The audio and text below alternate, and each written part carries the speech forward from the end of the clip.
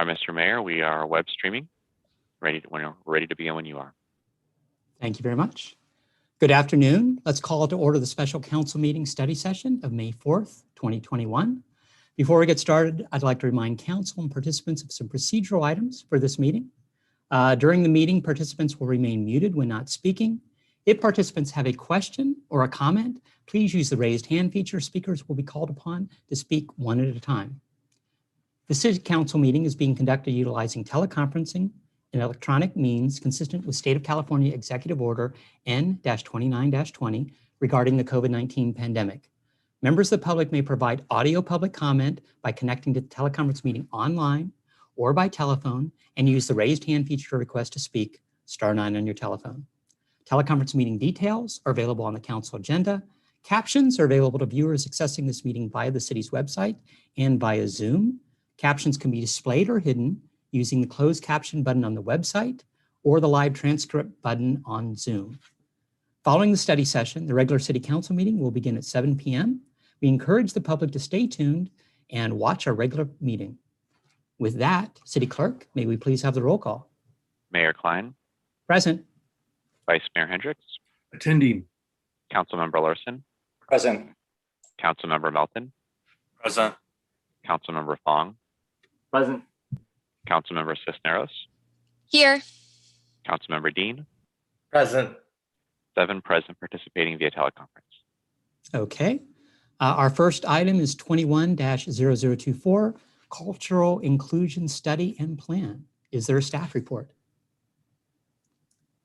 Yes, Mr. Mayor, I'm Sharice Brandel, Director of Library and Recreation Services, and I do have a staff report for you. Joining me tonight to help answer questions is Damon Sparacino. He's our Recreation Superintendent, and he did a lot of the research on the report along with Angela Chan, our Youth and Family Resources Manager. So with that, I'll get started. Just happy to remind you that this study issue originated in 2019. Next slide, please, David. And the purpose of the study issue was to explore strategies to promote cultural inclusion in city programs and services.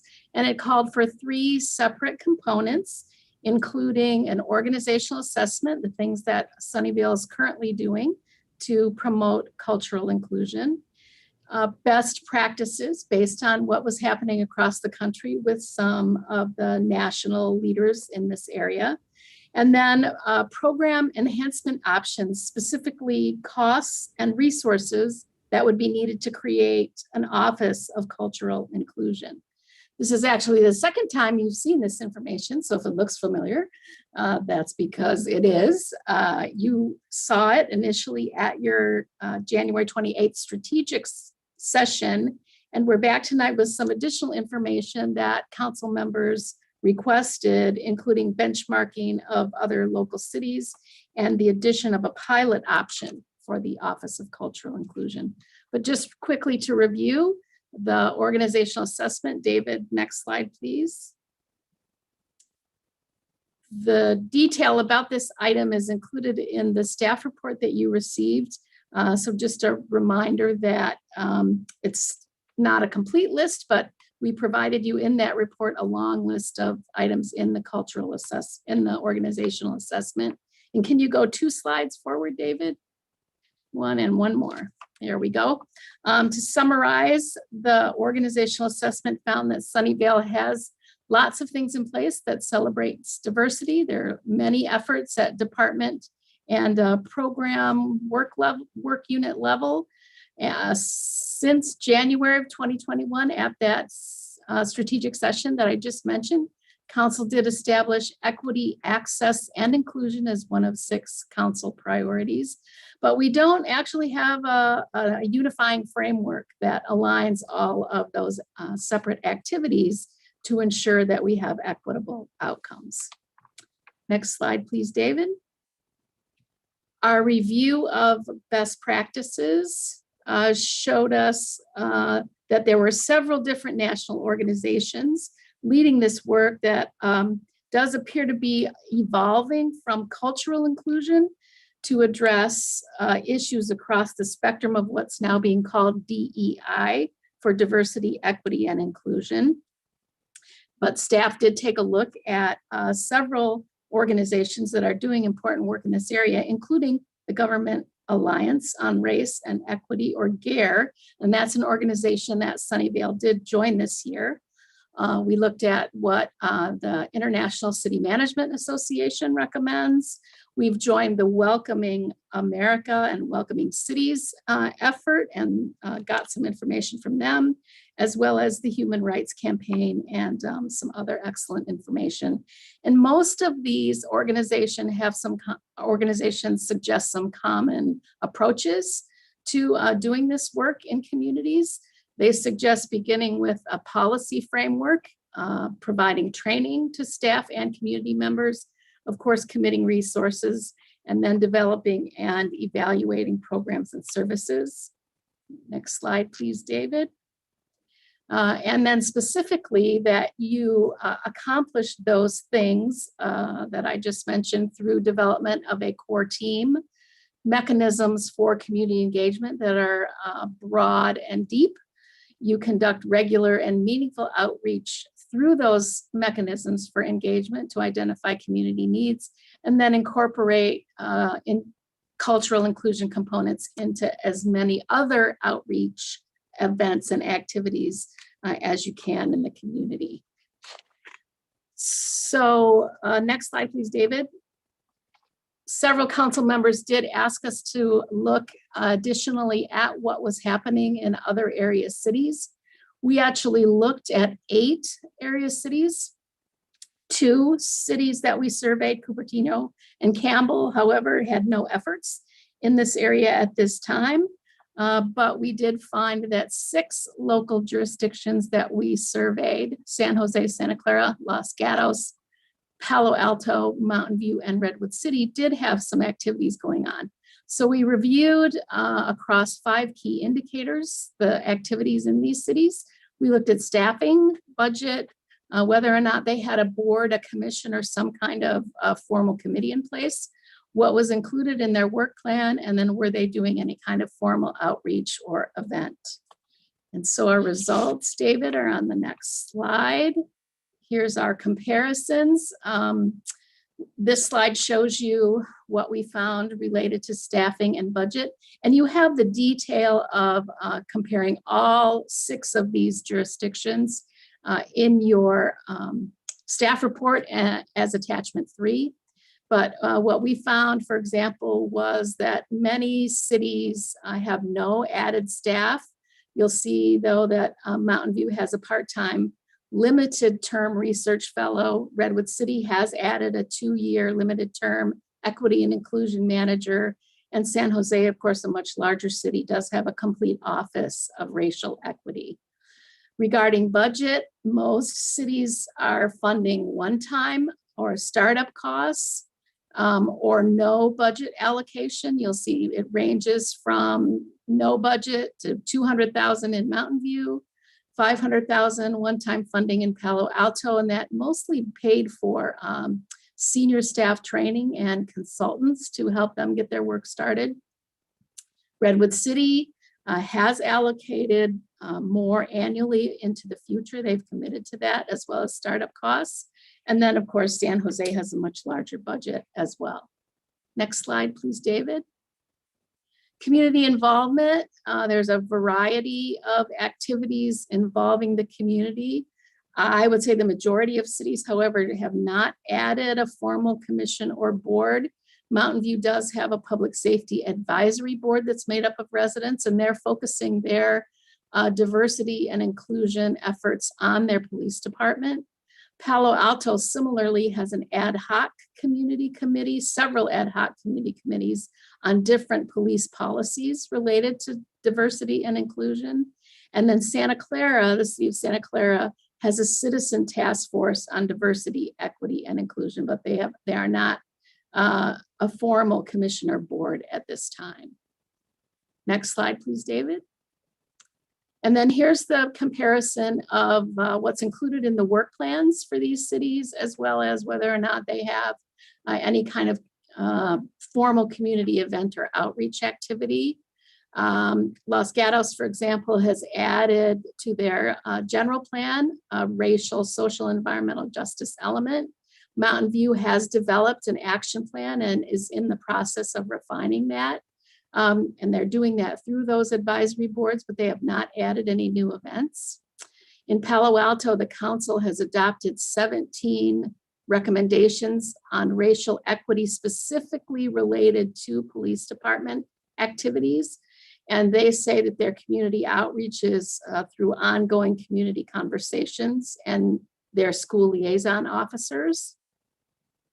Redwood City is in process of developing plans, and they are not engaging the community at this point.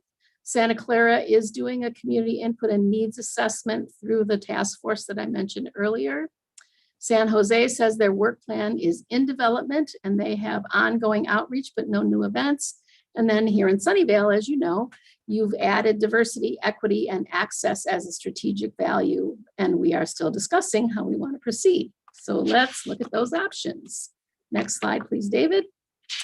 And these are the options for program enhancements. And as I said, you've seen these before on January 28th, but we did add one as several council members did ask for an additional option that would create a pilot project. So this was our original option one, to establish a core team and provide training. This is a low resource allocation of $30,000 annually to set up that core team. It would include funding for memberships in national organizations such as GARE and Welcoming America, and then allow the core team to create organizational policies, attend trainings and conferences, and sponsor some organization-wide inclusion training. So that's our base option. Next slide, please. Then our next option is number 2. This adds to that base option a cultural event and additional training. We're calling it the moderate resource allocation. It's a total of $135,000 annually, but that does include the $30,000 cost of option 1. So additionally to the core team training and the membership in national organizations, this option would create a signature cultural celebration event, similar to the State of the City, but separate now. We would pull apart State of the City, and that would be a standalone event, and this would be a cultural celebration. Provide mandatory annual inclusion training for all Sunnyvale staff through an on-site consultant, similar to the way we train now for harassment training, mandatory harassment training. And as I said, that total allocation is $135,000 and includes option 1. Next slide, please. And then now our new option 3A. You'll recall before we just had option 3, which was the full-blown office. Now we've added option 3A, which is the cultural inclusion pilot. This is still a significant resource allocation at $425,000 a year. It includes hiring an inclusion manager at about $235,000, some annual program costs for a 3-year pilot project that would include the core team setup, training for staff with a consultant, the multicultural event, and then more outreach and community engagement activities with that inclusion manager working full-time. So that's the pilot cost estimate. And then next slide, please, David. We have option 3B, which we presented previously, the full Office of Inclusion. This is a significant resource allocation at $750,000 annually. It includes that inclusion manager, an analyst, and support staff, administrative support staff, as well as program costs. That would be things like training, consultants, the multicultural event, car, office, internal costs for IT, all of those kinds of things that setting up a full office requires. This team, cultural inclusion team, would establish and lead the core team.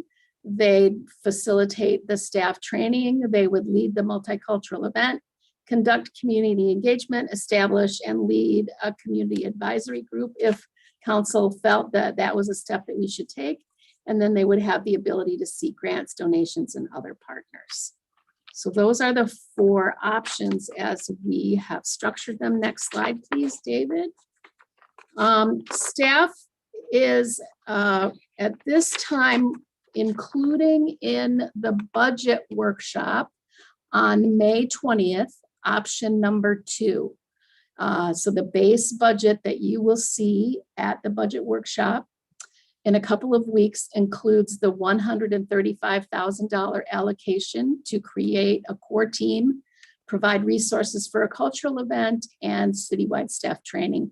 And we believe this balances the resource allocation needed during a lean budget year across this. And you'll see at that May 20th meeting, there are many other priorities that are competing for resources. And we wanted to present this one so that council has the opportunity to see all of the other things that possibly are needing funding. And it would allow a ramp up period if this core team was successful. As resources become available in the general fund, the organization could ramp up to create a stronger office at some point down the road if council choose to do so. So next steps, next slide, David, is tonight we are available to help facilitate your discussion and answer questions. As I said, the recommendation for option 2 is included in the base budget that you'll see on May 20th, along with all the other funding requests and budget needs. And we'll be bringing the budget to you to finalize after that May 20th workshop in June. And that's all I have. Thank you very much. We'll go to council questions and comments. First up is Councilmember Fong. Yeah, thank you, Mayor. Thank you, Sharice, for the great presentation. First off, I want to thank all staff, you, Damon, Angela, and Jackie, and everyone else involved who have made this possible. Really great to see. I think for those who weren't able to attend our strategic planning session, which was the first iteration of this, I think there's some context that I just wanted to mention, which is, I believe, if you could correct me if I'm wrong, that a former council kind of directed staff to work on a cultural affairs type of plan. And it was researched, and unfortunately, the bandwidth issue came into play and it wasn't completed, correct? That's correct. There was an internal effort started in 2004, went through 2006. There were a number of recommendations that were made. Many were implemented, but I have to say, when the economic downturn came in 2008, 9, 10, it was difficult to continue lots of those efforts. Understood. And so, but that's a good thing to know. Good and bad thing is, the good thing is that we're not starting from scratch. We have a lot of community outreach that has already been performed, and that could be a base for a possible work plan in the future. Yes, that's great. Absolutely true. Fantastic. And I was just wondering the timing of staff recommendation. I just didn't notice that it was not in the, I noticed that it was not in the actual written report, which usually we have a staff recommendation in the written report. So when was that staff recommendation, talked about on the internal level of city staff? Understanding, of course, where it's coming from in relation to the budget. I can chime in on that one. Really, we wanted to give you this advanced look of what's going to come out in the budget, and our expectation is that the budget will get published this week. So because there's a significant fiscal impact and there's competing needs in the budget, it really seemed appropriate to make the choice for this study issue about the level of resources the council wants to allocate in the context of all the other needs that are there. So we talked about this internally at a staff level after the last council study session in terms of bringing back additional information that you had asked for. And we did want to share our budget recommendation at this time. Great. I'm happy that it's being shared. I just wish that it was in the written report. So hopefully we can prevent that from happening in the future. Just so that, if someone didn't click on the draft presentation, they would have been able to read that and been able to have that information. But completely understand where it's coming from. And I believe when City of San Jose created a pilot, which is kind of where we based that conversation off of, I mentioned it during the comment and some council members showed interest. What was the funding level of that office and what is it now? I think it's 10 full-time staff that is being proposed in the current fiscal 21-22 budget by City Manager Dave Sykes. But what is, I think it was, I can't remember, it was 6 or 3 staff before that. Do you have any notes, Reese? Damon, I don't know if you have those numbers. Our research indicated that it's proposed at $1 million this year. And I believe it was very close to that when it was a pilot originally. We can get you that information though, Damon, if you don't have it. We just spoke with the director of that office a couple of weeks ago, and what is in there is what's currently taking place. That might be considered their pilot, but and if you're mentioning they're ramping up, we just got everything we have in this report is a snapshot in time. So, but the good thing that came out of this is we'll have ongoing dialogue with a lot of these jurisdictions as we all continue to do efforts around this in the future. Understood. I just wanted to make sure, because I actually don't know the specifics, but I do believe it was a pilot. And then this year, their council has the decision whether to make it a full office, which the city manager has supported in spite of COVID and their $40 million deficit, et cetera. So just wanted to put that context out there that it is ultimately a priority of what council prioritizes when it comes to funding decisions. And council may choose not to prioritize certain things over others, but just wanted to put that in context because it wasn't in the chart. So just moving forward, when staff lists the options and service levels, which I'm grateful to see, very, very grateful that feedback made it into the report.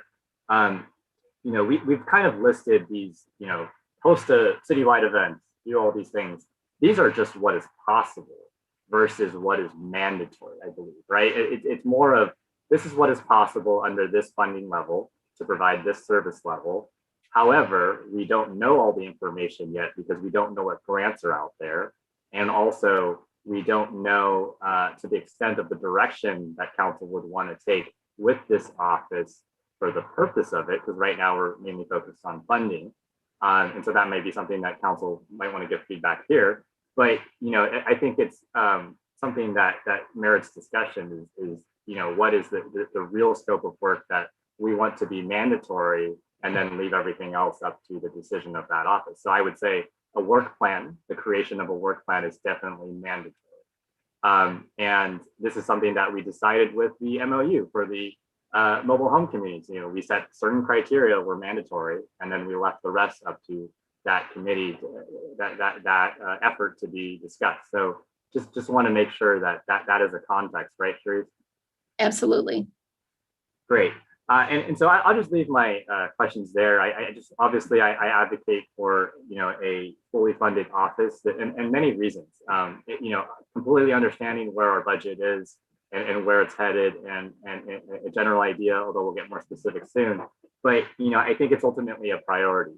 Council has set a strategic vision. It has the ability to figure out how to meet that strategic vision.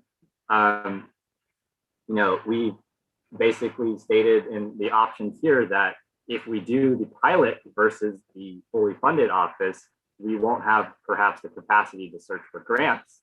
And that, that's probably the most ROI, honestly, on this office is if the office could pay for itself, in my opinion. And so that's a very interesting aspect that I would hone in on, that if we don't fully fund this, that we will only have 1 staff member versus I would call 2.5. And so, actually another question that comes to mind is you put in an administrative analyst. Is that a full-time employee for the fully funded option? Couldn't that be shared with another office? I don't imagine that it would need to be a full-time employee versus a half employee between your department, which I do believe you have a staff member in your office that kind of does half of this work. Currently, the management analyst in our department is a frozen position.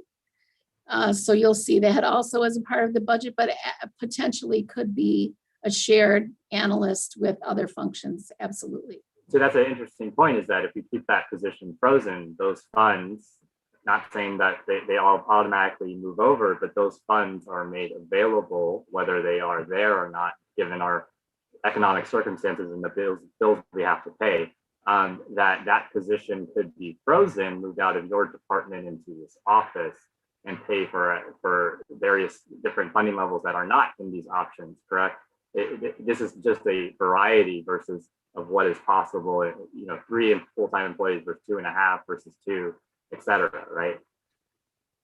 Yeah, I think there are a multitude of ways to get the work done, depending on how much resources council wants to dedicate. Great. And so just to conclude my comments, I'm very happy that we're here to this point after two long years, and understandably we had different priorities that came up, and very supportive. I'm very thankful the city manager has found a way to make this work. Last budget we decided to cut the funding and we still got the work done. So thank you to Kent, thank you to Therese and the team. I think that staff has said in their report, although the recommendation is different, that we lack consistency across the board, broad organization on a cohesive plan. We don't have a work plan. And just to my colleagues who are concerned about success criteria and what is possible, there's other cities that are out there that have done the work, and there's policy thoughts on best practices that are perhaps in these other reports that staff cites. But San Diego, big city, get it, but they have actually commissioned a disparity study on their public works contracting process. And so they're trying to figure out, how do we amend the policy for how we approach how minority and women-owned business enterprises can access our public works contracts. This is something also the city of San Jose has done without a disparity study in their public works program, where they actually try to have workshops that are in different languages so that they can make sure that minority-owned businesses that may not speak English as a first language can actually have access to public works contracts and the bidding process and understand the ins and outs and the strategies around bidding. We have our Santa Clara County offices, the various ones, Immigrant Affairs, Office of LGBT Affairs, et cetera, that have done amazing work. And so I don't think I have to reiterate all the great work that's being done across the county, but I think this is something that where we see a big investment by the county that is currently being discussed in terms of hate crimes. And Supervisor Otto Lee is actually leading this effort. And so wouldn't it be amazing if not only did we have an inclusion manager that could work across our city, but work externally to advocate both to the county for resources, find funding across the state and federal government, advocate on those levels, et cetera, et cetera. And so I just really would urge that we try to give that feedback, whatever it may be, whichever option council prefers, in terms of the framing of what is possible, our economic circumstances, of course, and what other cities are doing. So with that, I really appreciate the report. Looking forward to the budget, and I would advocate for option 3B. Thank you. Thank you. Next up is Councilmember Melton. Right on. Thanks, Mayor. Cherie's great presentation, and really appreciate it. Very thoughtful. I'm actually going to start with a question to the city manager because we talked briefly about the budget. And I'm glad to hear, Kent, that the recommended budget will be dropping later this week, or it's expected to drop later this week. And how do you think this is going to go, Kent? Like 12 months ago, our recommended budget for the general fund came up short. We had a revenue shortfall, and then staff came up with a creative list of actions that council could take to eliminate the shortfall. How's it going to look this year? Are you going to present a recommended budget that's balanced and then choices in front of council, or are we going to have another? The way we formatted the budget this year is there's a base budget that is the recommended budget, and there's certain things included that we've restored from last fiscal year. So our fiscal position is a little bit better, particularly with the Rescue Act funds from the federal government. And then there'll be budget supplement number 2. Budget supplement number 2 will have options for the city council, and it'll have both options where you could add to a level of service and you'll have an identified cost to know how much more it costs. And there'll be opportunities to reduce levels of service and have savings. So those could trade off against each other, or you could take something else that's within the recommended budget and say, we think there's a higher priority somewhere else. And you'd have the ability to, again, adjust service levels to try to get things to balance out. Got it. Thank you for that, Kent. And I think we all remember the legendary budget supplement 2 from the process 12 months ago. And staff did a great job last year. And I'm sure Tim is working very hard to queue up some important decisions by council. And then Cherise, I'll just turn my attention back over to the presentation that you provided. I am totally tracking what you said about how option 2 is going to be in the recommended budget. I get it. And now I think, I'm ready to contextualize option 2, Cherise, as you described it, versus all the other decisions that council will have to make on the budget. And I'll just mention that. So I'm tracking that.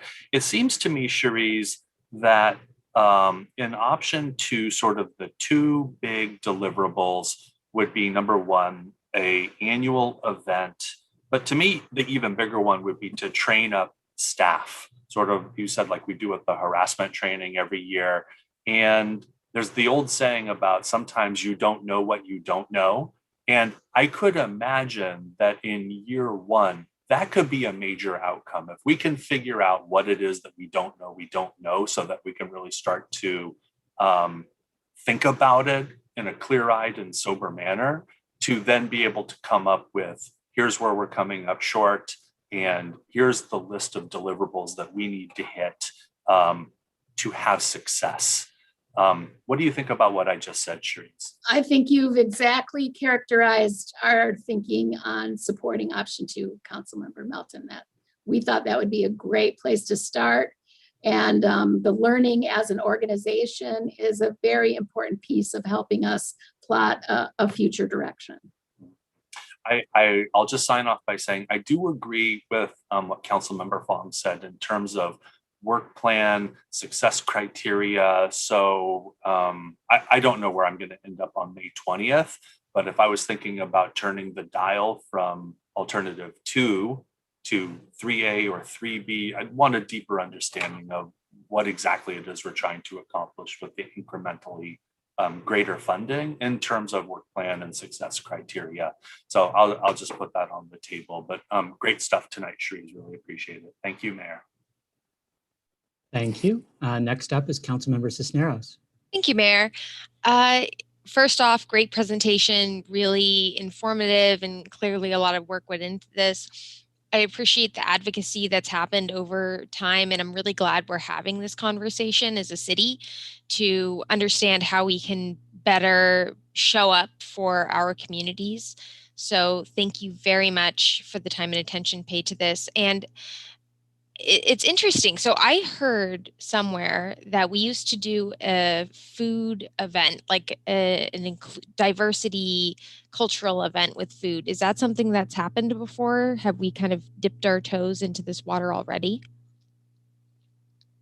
I'm going to ask Angela or Damon Angela's been with us longer. Are you aware of that, Angela or Damon? It hasn't, I've only been with the city this is my 3rd year, so not. I think I would need a little bit more context, because that general description, I can't recall anything.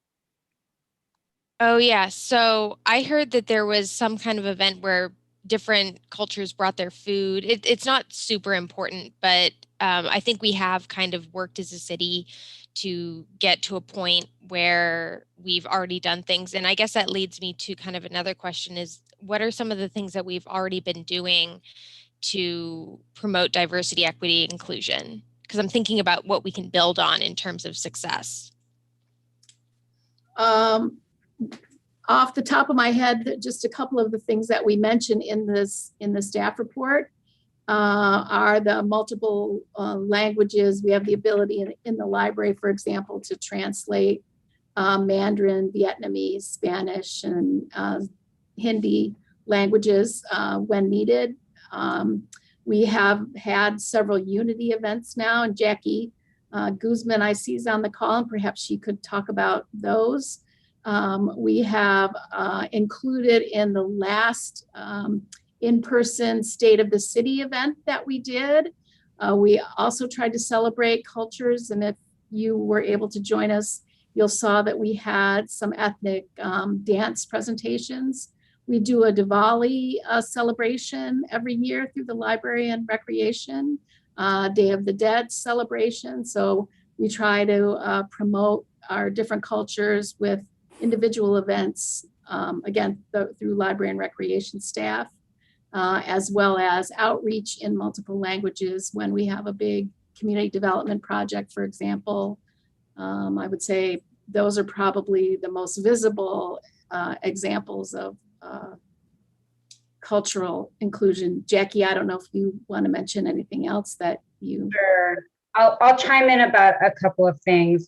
First is, I think starting last year, or maybe even in 2018, we started to have a conversation with our community about issues of diversity and equity. And I think that was a really important way to start, is to listen to our community. It's very clear that our community is hungry for the city to delve into this issue. And for that reason, we created the role of diversity and inclusion liaison. And as that liaison, what I've been trying to do is really connect with different community groups in the city to try to understand what their needs are. But I think what Charisse said in her presentation is very true. We're all doing little efforts around the city, and really we need to start coordinating together citywide to figure out diversity, equity, and inclusion is a big thing. And it's really an organizational change and an organizational mindset shift. And so we need to be more coordinated and deliberate about this. And I think staff has already taken steps to start doing training around how to tackle these issues and what cities have been doing nationwide. So we are now part of GARE, the Government Alliance for Race Equity. And we've been doing training just to learn ourselves and prepare ourselves for this next step. And I think that's one of the reasons why we are proposing to do a pilot, because we need time to ramp up and kind of get our heads around this issue and how we can best tackle it in a way that's going to be most beneficial for Sunnyvale, our organization, and our residents. Right on. Thank you so much. It's really good to hear that the community is hungry for us to tackle these issues and that we're ready to jump into it, because there's been amazing work that's already been done, and it's only a place where we can build from. And I really appreciated what Councilmember Fong said about the grant money being a possibility to fund some of these efforts, not only just an event, but also when we're thinking about how to coordinate within our city and outside of our city as well. To have those grant funds would be so helpful and critical. And I was just thinking, do you know how they fund these offices? Did they mention when you were surveying if they're primarily grant funded or if they're primarily city funded? I don't think we were able to identify the source of the funds, but it appeared to all be general fund dollars. Okay. I think it's an interesting thing to look at. Like if there's ramp up time needed, I think that's a fine idea and something that would absolutely support either starting at option 2, but wanting to build in that the intention is to grow the program as high as it can go. I'd like to see this eventually, if not right now, if we're able to make it work with the budget, become an office itself and really spearhead the efforts in a really intentional and serious way, signaling to both ourselves as a city and to our residents that we're serious about these efforts, and we're going to do everything we can possibly do to take diversity, equity, inclusion seriously and incorporate it into everything we do.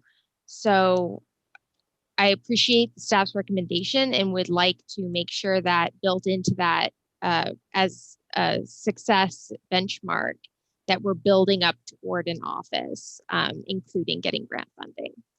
Thank you very much. Thank you. Next up is Vice Mayor Hendricks. Yeah, thank you. So first off, I want to thank Councilmember Melton for bringing up the budget piece aspect of this and the city manager's response of how this is all going to play out. I thought Councilmember Fong had a great question about the purpose of the office. And, you know, I just want to say I'm still a little confused. I think if we asked 7 people what we thought this office or what it was going to do, we'd get at least 9 different answers. I've heard things about policing, public works, trying to do events, conversations with the community, you know, staff training, you know, the art of what is the possible. So I'm still confused as to what we would be trying to accomplish. And I think it'd be really good to be taking some time to try and figure out what's a fence and what's inside the fence and what's outside the fence. I don't know what the answer to that question is, but it'd be much easier to have a discussion if we knew more about that. I think option 2 is really the only thing that's appropriate at this time. It's kind of hard to take a look at this and make a recommendation, especially if it's bigger dollars outside the budget discussion and seeing what else is there, you know, what parts of things are being returned or not. From my perspective, if we're going to spend large dollars, I'd really want to be taking a look at what is it that are other city services that we had to cut back because of COVID that we're not returning, that we'd be putting this in place of. I'd really want to understand what that trade-off is of the dollars. I'd like to really be able to understand the metrics of whatever we define as what's inside the fence or outside the fence of what we're trying to accomplish. What are the metrics and how do we really evaluate that it's being successful or not successful? Going back to the option 2, I don't quite understand why we would have the cultural events separate from the state of the city. You know, I would think, why not have it both at the same time? And I have kind of the same perspective that I had during the study session, where it wasn't a value-based thing, or is now the right time to be adding things onto the city's plate. Last time I checked, the city staff is very full. There's a lot of projects that are not being completed that we need to get completed. I personally don't think COVID is done with the United States or California or the county here, and there's a lot yet to be going on with this. So right now, if I had to, you know, without seeing the budget, I think what would be the appropriate option is what staff said is option 2. And I'd just like to be able to understand a little bit more about, you know, doing it at the same time as the state of the city and be able to bring these other cultural things and connect them with the other stuff that we've got going on in the city, or why we would want to try and separate those out as different exercises. But thanks for all the information and bringing it back. Thank you. Next up is Councilmember Dean. Thank you. I think just to start with, obviously, huge shout out to staff for putting this together. In my first question, I think really has to do with the discussion on success criteria, because that is very important to me. And I think really the only way for that to happen is through the creation of a work plan. And so I'm curious, what does that process actually entail? What are the logistics for the work plan creation, and what would the timeline kind of look like? Well, that would be one of the things that the core team would put together when it first convenes. Many of the cities begin with data collection of some type, including a community survey and outreach events, in order to more fully understand the needs in the community before they identify priorities for a work plan. So I think if the work plan mirrors a typical strategic approach, that would be our beginning point, and we would define work plan components from there. Okay, thank you. Well, I think just to go into my comments, kind of starting there, obviously, I think creating the work plan is a necessity. It's something that will give us sort of the basis to flesh out what this office entails and give it the direction it needs to be successful. And I heard a good point earlier about how if we ask so many different people, what should this be, we'd get even more answers of what it should be. But I really think the breadth of what we want to see this office do and what's in the scope is a big indicator of how necessary this office is. Because even if it doesn't hit every single thing that people want to see, though, it just indicates how many things still need to be done, and getting as many of them as we can done through this office, I think is the most streamlined way for the city to accomplish it.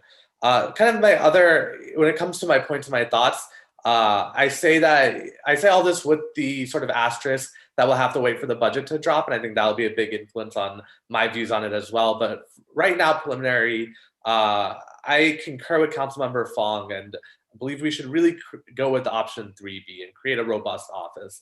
And I say that for a number of reasons. I think first is that the return on investment is higher if the office can find its own grants, and this self-sustenance is paramount to the ability for this office to succeed. And the other thing is that this really is a path that our city should be leading on. We have an incredibly diverse city. We have a huge South Asian population. And even for the last month, many of us have been bouncing around the Valley, going to different events and rallies about stopping Asian hate. And then for the last year, even having so many different discussions, events, and rallies around Black Lives Matter and equity inclusion. And a common point I've heard at all of them is this sort of request for elected officials and for governmental entities like us to do more and to actually take systemic action. And I think this is one of the best ways that our city can be doing it. And I think this is the most direct way that we can take action and implement so many of these things that we have been protesting in favor of. And so that'll end my points, but just want to say I'm a huge fan of what I'm seeing so far and definitely would love to go forward with option 3B. Thank you. Councilmember Larson. Yeah, thank you. I want to concur with the thanks to staff for bringing all this together and putting some structure around it. In terms of defining like where the fence is, what we're trying to accomplish, I would hope we could put some more meat on that before staff starts to develop a work plan. I think it would be helpful to give staff some guidance of what council would like to see included in that plan so that staff can focus on those things. I'm not sure where is the right forum to have that discussion, but I think it would be useful to do that in advance so that we all kind of are moving in the same direction. Otherwise, I think staff could spend a lot of time developing a number of options that we choose not to pursue. So just in the interest of getting us focused, I'd like to kind of start to define that fence, even if we don't have the whole thing defined. Thank you. Thank you. And I have a few comments and questions. First, I just want to thank staff for the presentation. And Charisse, I want to thank your staff for running the cultural events that we have every year. And to Councilmember Cisneros' question, the cultural potlucks were done at a neighborhood grant level. So they were done within certain neighborhoods, not city sponsored from a funding standpoint to help facilitate that, but it was all being done within a neighborhood or a complex or multiple apartment complexes getting together to share their cultural identity and their heritage and all that. From a support standpoint, I definitely think that this goes back to a funding question, and we'll see where this goes from a budgetary standpoint. I would like to know what, for either city manager or Charisse, Jackie, from a GARE standpoint in training staff, we've already started those efforts. What's the plan? What's the levels within GARE as far as training is concerned? And do we have plans to educate all of staff, regardless of what options ultimately are decided upon when the budget comes back to us? So I'll just say that right now it's really been a very small team, which would end up being our forming part of our core team that is doing some training with GARE. And there is right now optional training for all staff. But again, it's optional training. It's not specific to GARE. It is just general diversity, equity, and inclusion training. what I think would happen is that we would be more deliberate about the training that was provided to staff, really trying to get all of our staff to understand what we're trying to accomplish with diversity, equity, and inclusion. I would say in most organizations, there's not even agreement on what that means. And so we need to get on the same page with all of our staff about having a shared language to discuss these issues, to normalize the discussion of race and equity in our organization, and then to share that this is a commitment by our council and our city manager, and have that work plan on how we're going to begin to tackle some of these issues, understand where we have pain points based on the data, in looking at our programs and services and who's able to access them and who is not. So I think we need to get to that ground level of understanding with all of our staff. And it really depends. Having a mandatory training can be quite expensive. So we do need to have some budgetary dollars in order to do that. Good. And thank you, Jackie, for that.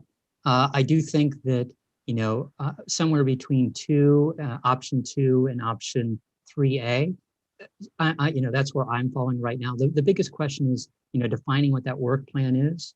And, as we're looking at what funding dollars, that work plan entails lots of things, from cultural events to education to, community outreach to, dealing with other languages better within the organization, from meetings and outreach that we're constantly doing. So, and then the big thing at the end of the day is funding. And so what, as we create that spreadsheet of, here are the options that we could be doing from an organizational standpoint. And the other half of that is how much each costs and what potential funding sources there are from each one. I think that's where, we need to scope this better at the end of the day and try to come up with that direction. And, I think it's important to have a resource that's on top of this and figuring that out. But it does come back to this first year funding, and conceivably, after we get that scope and that work plan of what we're trying to do, I do think that, what staff put forth as far as, the event, the training, kind of as a, okay, this is what we're going to do to start this off, and then better scope. I do think that that's really important. So that to me is critical. Councilmember Fong. Yeah, just a quick question, since many council members have asked, about the scope and the discussion of the fence, what's in the fence, outside the fence. City manager, how would you envision having that discussion prior to the May 20th budget? So I personally would want that discussion to happen. I see that we have, back-to-back 10th and 11th boarding commission interviews at this study session, but don't know if we can pile it on before that or after that. I just wanted to give an opportunity for that thought. Thanks for that question. I guess I've been thinking about this a little bit differently. I mean, I'm hoping the council can, based on the information that you have, select the appropriate funding level. And then, then comes the work plan. We can't do, the work plan looks different with the different funding levels, the different options that we put out there.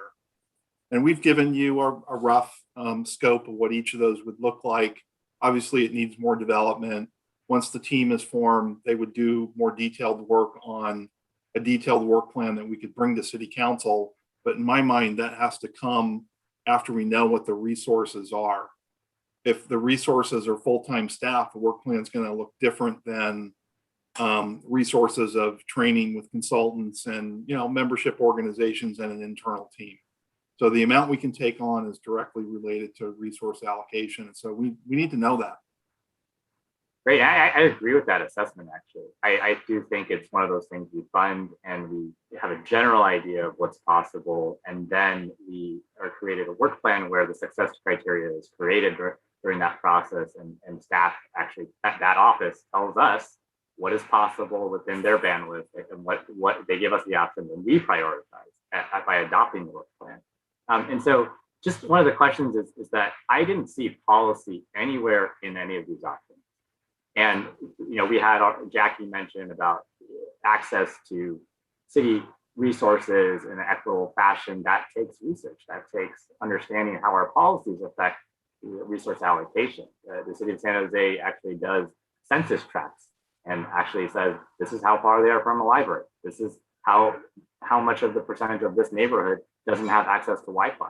And this is where we need to allocate dollars to get them Wi-Fi. And so there's actual policy decisions being made on that research. So just if anyone from staff could speak of why policy wasn't on here, I'd be really interested to know that. I believe that we were hoping to imply that policy was a very important part of the framework. I think I used the word policy framework. Hopefully that's in the slides and in the report, because we were trying to imply that that was the grounding point for all of the work plan, would be the policy approach that the council wants to take, so that things would start, number one, with data gathering and research on the conditions that exist with our programs and services and perceptions in the community. And then the council can make policy level framework decisions, which is the best practice that we saw based on GARE and ICMA and the other organizations say, begin with a policy framework. And I'm sorry, I thought that was the language that we used in the slides, but that is the starting point. Thank you. I just wanted to clarify that because we had some dialogue of more on focus on programming events versus everything. And so thank you. That concludes my question. Right. The real work of the core team is not just an event, but developing that work plan based on a policy framework. Was what I meant to say. If I didn't do that very well, I apologize. And I'll also just add on to what Cherie said. It's also about examining if we need policy changes or programmatic changes, right? Based on where the data takes us. Okay, thank you. Since we remain in a virtual setting, I'll ask the public to use the virtual raise hand button or dial *9 on your telephone to indicate that they wish to speak. The city clerk will then ask you to unmute your microphone when it's your turn to address city council. City clerk, do we have any members of the public wishing to speak on this item? Yes, Mr. Mayor. First up is Mike Cerrone, followed by Sue Cerrone. And you will be having 2 minutes. Sorry. Thank you. Mike, you've been unmuted and you have 2 minutes to address the city council. All right, thank you. Good evening, Mayor Klein and members of the council. It should be clear to everyone now that we have our country has a long history of institutional racial bias, oppression, and even violence. The impact of this oppression compounds itself across a person's life and across generations, and this inequality continues today. A decision not to proactively address this is a decision to maintain the status quo. The enemy of inclusion is indifference. If we decide that this issue does not merit our attention now, we are making a decision to protect the discrimination that exists currently. So hopefully you will approve one of these options, and I would lean towards 3B, although it seems like there are some considerations in between. Councilmember Fong's point about grants is very important. We should certainly have an option that pursues grants. And I would definitely say that one cultural event a year is not enough. That's just kind of a short step away from doing nothing. And this should certainly rank above the pet parade on our list of priorities. But I think in reality, the things Jackie's doing, the things, the library programs, I think there's a lot being done already. And that should kind of be the starting point. And I was particularly encouraged by the statements we just heard about policy decisions, program and policy decisions, because that will go to the core of what we're trying to address here. Thank you. Next up is Sue Cerrone, followed by Christopher Rattan. Sue, you've been unmuted. and you have 2 minutes to address the City Council. Sue, you should see a pop-up on your screen asking you to unmute your microphone. If you can, Sure. There we go. Sorry about that. Hi, everyone. I am Sue Cerrone. I am the vice chair of the Arts Commission. And from that position, I would just like to kind of shore up what Jackie Guzman was saying, that people are hungry for cultural events in Sunnyvale. And there's a lot of reasons for that. And I don't think I need to go through all of them. I'm sure you thought about them. But it's super important for a community to be able to have some glue, some things that hold it together and bring people together from lots of different points of view and from different ethnicities, different religions, whatever. And although the library programs are excellent, they serve a very small amount of the total community. But what I wanted to say was that the Art Commission has received data from outreaches that were done 2017, 2018, I guess. And it's obvious, some of the statements that we got back about how much people want cultural diversity that's included in programs and events. And that it's commonly seen that there's a lack of reflection of the history and ethnic diversity of Sunnyvale. This is what the comments told us. And personally, not as commissioner, but personally, it seems like to take the training and to take that's taking really the long form of what we can do, that we really should look at grants and partnerships. There's a lot of people out there that want to contribute. We already know City Line and a lot of other people are ready. That's why I would also like to see 3B as the option that you choose. Thank you. Thank you. Next up is Christopher Rattan, followed by Sunnyvale Chamber of Commerce. Christopher, you've been unmuted and you have 2 minutes to address the City Council. Yes, hi. My name is Chris Ratana, president of the Silicon Valley Asian Pacific American Democratic Club. And I first want to thank Councilmember Fong and as well as the city staff and city council for putting forth all this work. Just want to say that we support fully funding option B. We understand the need for city resources to address issues of systemic racism and as well as ways in which the city resources can equitably be distributed to every part of Sunnyvale that will help all residents regardless of race, religion, gender, and etc. And yeah, again, please, we fully support fully funding option 3B. Thank you. Thank you. Next up is Sunnyvale Chamber of Commerce, followed by Richard Mellinger. Sunnyvale Chamber of Commerce, you've been unmuted and you have 2 minutes to address the City Council. Great, thanks, David. I'm Dawn Mayer on behalf of the Sunnyvale Chamber, and I really appreciate that you're addressing diversity, equity, inclusion. I want to thank the council for their commitment to these issues. Based on your social media, I know that many of you have spent significant time advocating. And the city services and unity events have been so well received, and we're so very proud of them that we feel there's an appetite in our community. It's encouraging to see you internalize the conversation and consider how our city can support an Office of Cultural Inclusion. If we can assist as the chamber in any effort, we are in supporting this effort, we would be honored to assist. So the chamber supports our city incorporating an Office of Cultural Inclusion. Thank you. Thank you, Don. Next up is Richard Mellinger.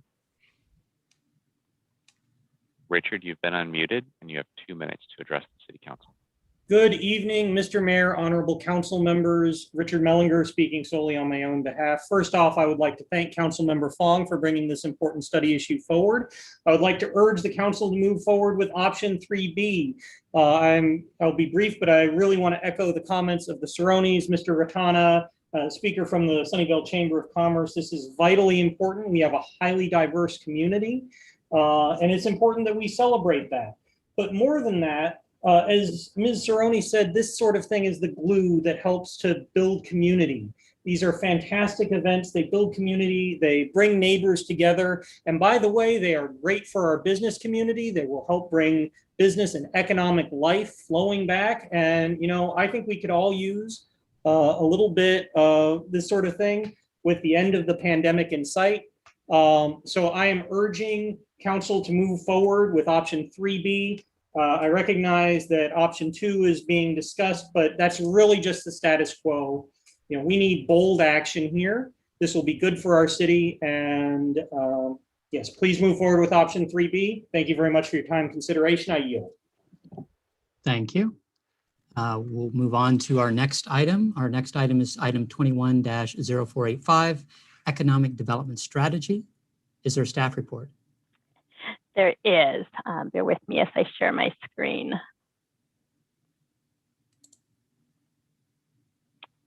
Can you guys see it? Yes, we can. Okay. Good evening, Mayor and Council members. I'm Connie Versailles, Assistant to the City Manager and Head of Economic Development. We're here today to give you a little bit of an update, but I'll start by giving you a bit of background regarding our Economic Development Strategic Plan. While the business community has evolved significantly in the past, the city has not developed an economic development strategy in at least the last 15 years. And I know because that's how long I've been here.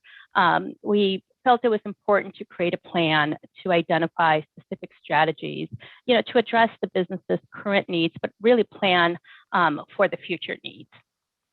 In the summer of 2019, we hired David Shiver, who has experience in helping cities develop these type of plans. David is actually here with me tonight, and he's going to help me present the draft strategies that we want your input on. David will go into a lot more detail regarding the process that we used to develop the draft strategies, but I quickly wanted to share sort of how David and I had been spending our time since 2019. We started by reviewing, a lot of background information, looking at economic development best practices in cities nearby and also cities that are comparable to our population. We also identified, what are opportunities, as well as what are the challenges that we're currently facing. We were able to develop goals and priorities, and that we could incorporate that into the plan. We were able to present an update and received feedback from council. So some of you guys here tonight might remember that we provided you the update during the council strategic session in 2020. We took all your feedback and we developed our draft strategic actions, and we were prepared to return back to council in April of 2020. And unfortunately, you all know what happened in March of 2020. COVID hit. And so what economic development staff did at that time, we quickly pivoted and pivoted from our day-to-day operations. And we shifted to really being a resource for our business community to help them navigate the pandemic. And I think we did a really good job. We're still not in recovery, but we are starting to get there. So really our short-term focus in the future is to assist those companies with the recovery. And that's why, we're here today. We're focusing on recovery, but we also want to be able to get your feedback and present to you the 5 strategies that we're recommending for an economic development strategic plan, and look for your feedback. And then we hope to bring the plan back fairly soon for your formal approval. David, I'll turn it over to you. Okay. This slide outlines the practice, and Connie shared a little bit about it with looking at best practices to other cities, comparable size, comparable tech base. We did outreach to the business community with stakeholders. We held probably 15 meetings over 2 days with various groups of business stakeholders. And we also did a survey of residents that allowed your community to express what they wanted to get from an economic development strategy. We looked at the city's existing partnership activities and policies, and out of all that, we formulated a draft economic strategic plan. Next slide. And really what came out of the outreach and stakeholder interviews were 5 major themes. business diversity and retention. Looking at the development review process was mentioned by many stakeholders that have projects or improvements that need to get permitted by the city. Amenities and services to support business. And as you can expect with the next two, transportation and housing were by far the most universal issue that just about every stakeholder raised. And so the plan addresses these two items as well. Next slide. Connie, I think you have this one. Yeah, so David mentioned that we did some online resident outreach, and we had about 260 people participate. This was in our open gov portal on the city's website. And really what we found, it didn't differ, the responses did not differ from the anecdotal information and the information we received directly from the stakeholders. But 65% of our residents, they want more retail. That's what they want. And then they also told us that they leave the city to go shop for goods and services. They leave the city to go shop for furniture. They leave the city to go shop for clothes and shoes. And then they struggled because they also support and want to support our small and independently owned businesses. But they just felt that there wasn't enough of those businesses to be able to provide the goods and services that they need.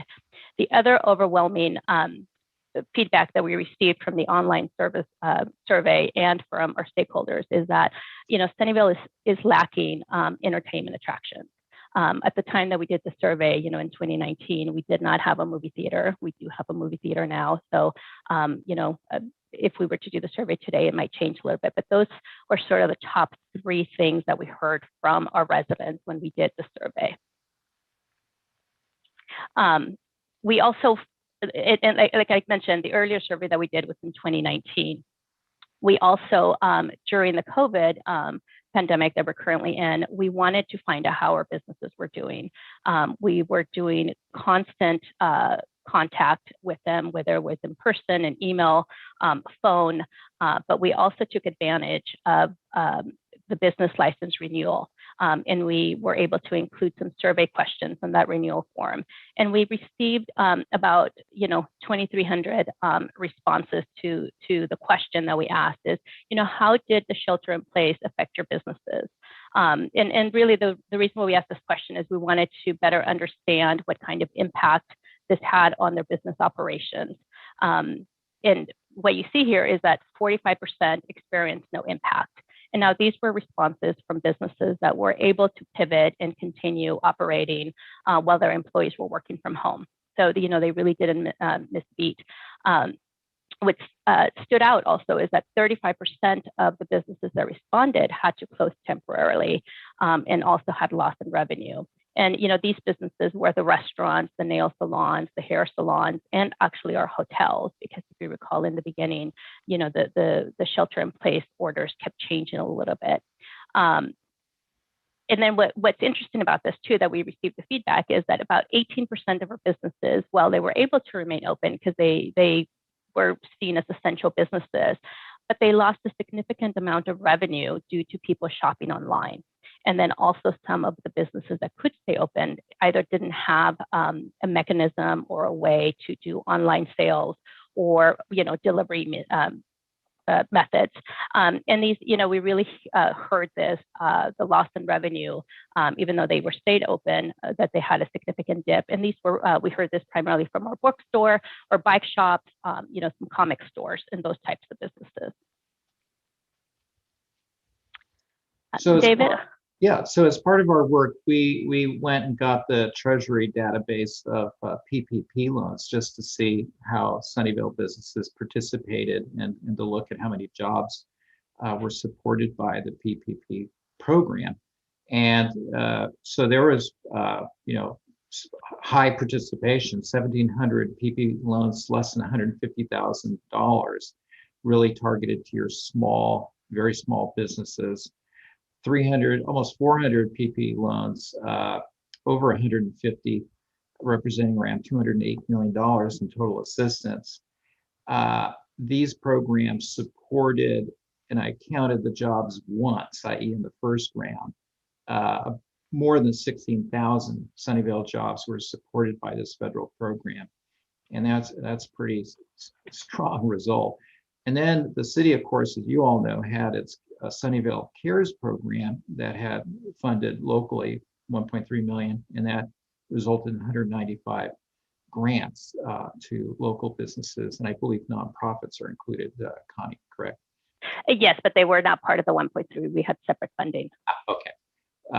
So anyhow, so the PPP program really supported Sunnyvale is the message here in terms of both businesses and jobs.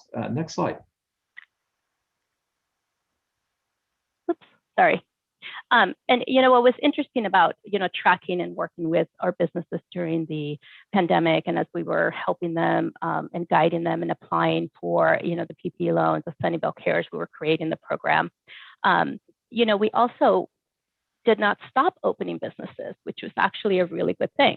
The big ones that come to mind, right? And some of us had the side in the news and actually visited prior to their opening was Whole Foods and the AMC Theater. They opened for a little bit, they closed. But we also had 513 new businesses or business licenses that were issued in 2020. And there's a significant percentage of those that were home-based businesses. But we also had businesses, large businesses, franchise. We had Dunkin' Donuts, we had Mountain Mike's, and then we also had a company which is Ascend, and they do kidney dialysis testing, and they manufacture some of that. So we had a different diversity of businesses also open, and then we also wanted to ask the question of our business community, right?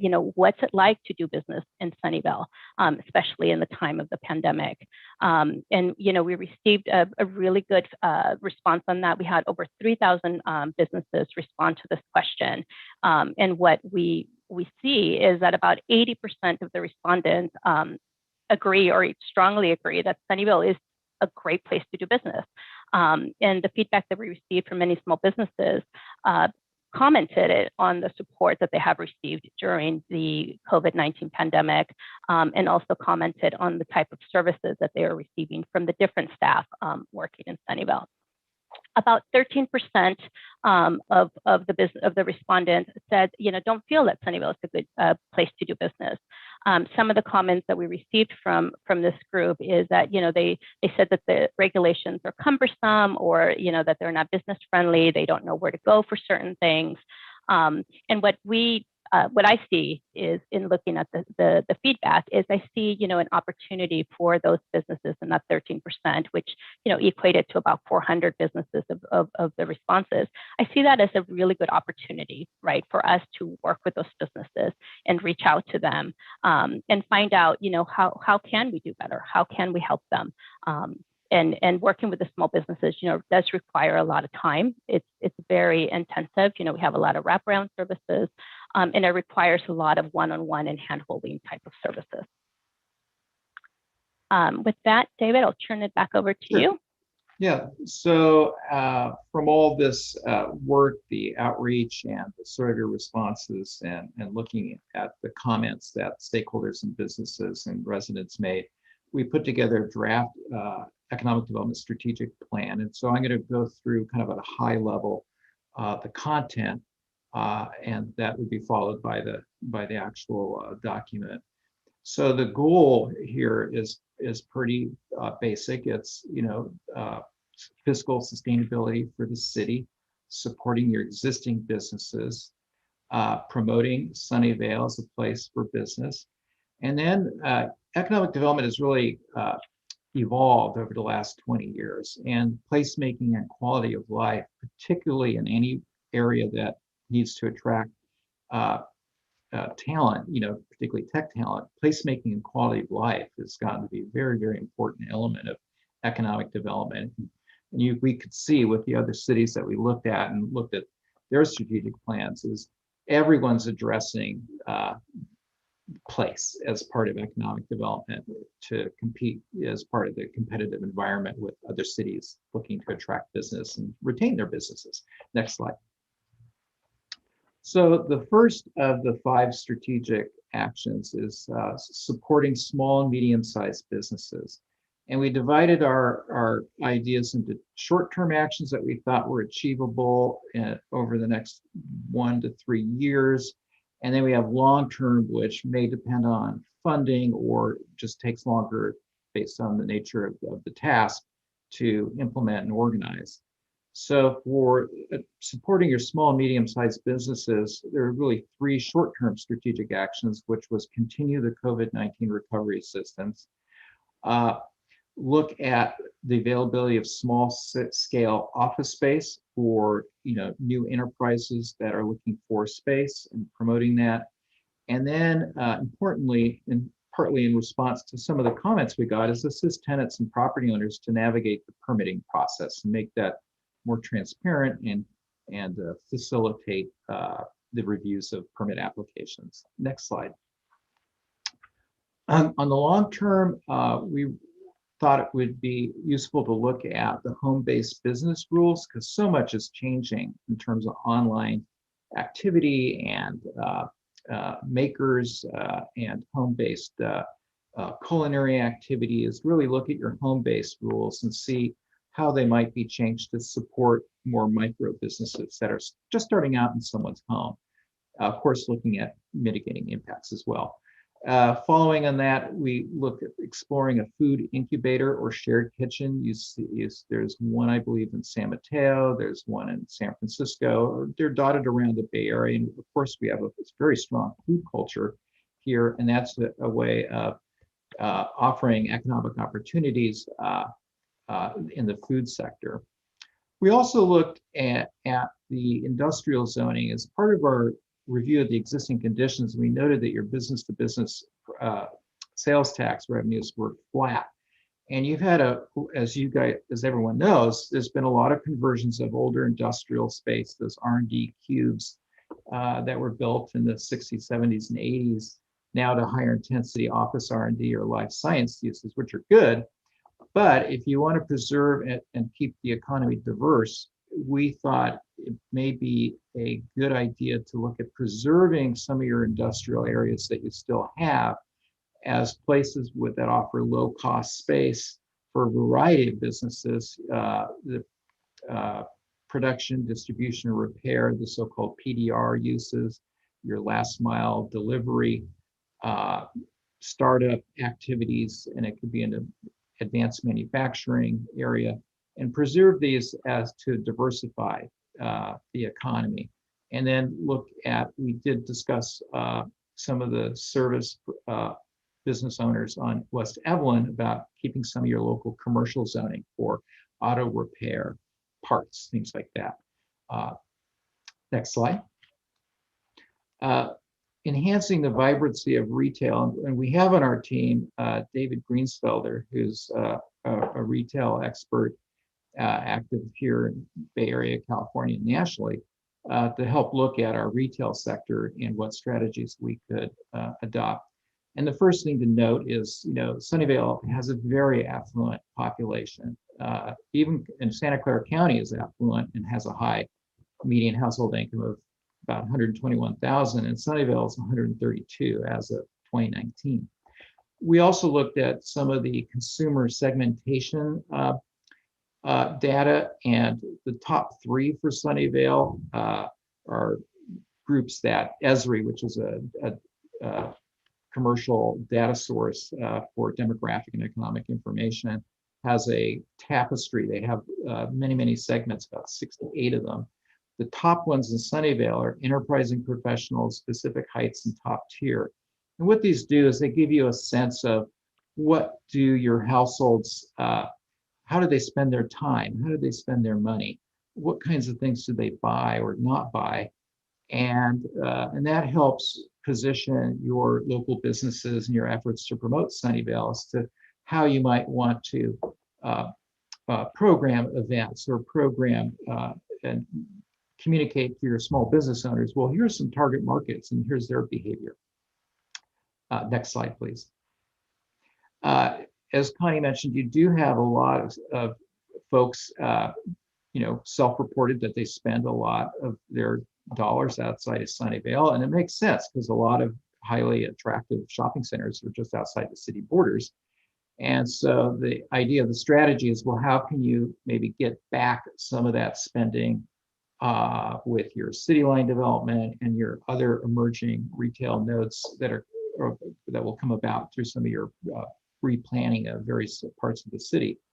And this just shows that the one category where you're getting more sales than your population would normally support is in motor vehicles and parts. Your automotive sector is very important, it's for sales tax, and people are coming in to buy cars and trucks. And you can see clothing and home furnishings are major areas where more money is being spent out of town than your demographics would suggest. And that's all just a matter of the distribution of retail stores in and around where Sunnyvale is. Next slide. So to support the retail sector on the short term, it's really to work with your retail property owners, other small businesses to promote retail opportunities. A lot of cities monitor and track their retail space. They put out quarterly reports about what space is available. And so if they get calls, your economic development staff get calls, they can quickly connect people to property owners and brokers who can get a sense of whether a vacant space is appropriate for that tenant or not. On the long term, it's create and maintain retail vacancy materials, and importantly, promote business patronage via social media, enhance the city's social media presence. And Sunnyvale markets itself, and I think has a trademark on being the heart of Silicon Valley. And we thought, talking to stakeholders, we all came around to the idea, well, really, there should be something big done, an art piece, something iconic. And here you can see this love sculpture in Las Vegas. It's something that when folks come to Silicon Valley, they want to go to Sunnyvale to have their picture taken in front of the iconic art. Now, what kind of art? I'm sure a lot of creative people can come up with something good.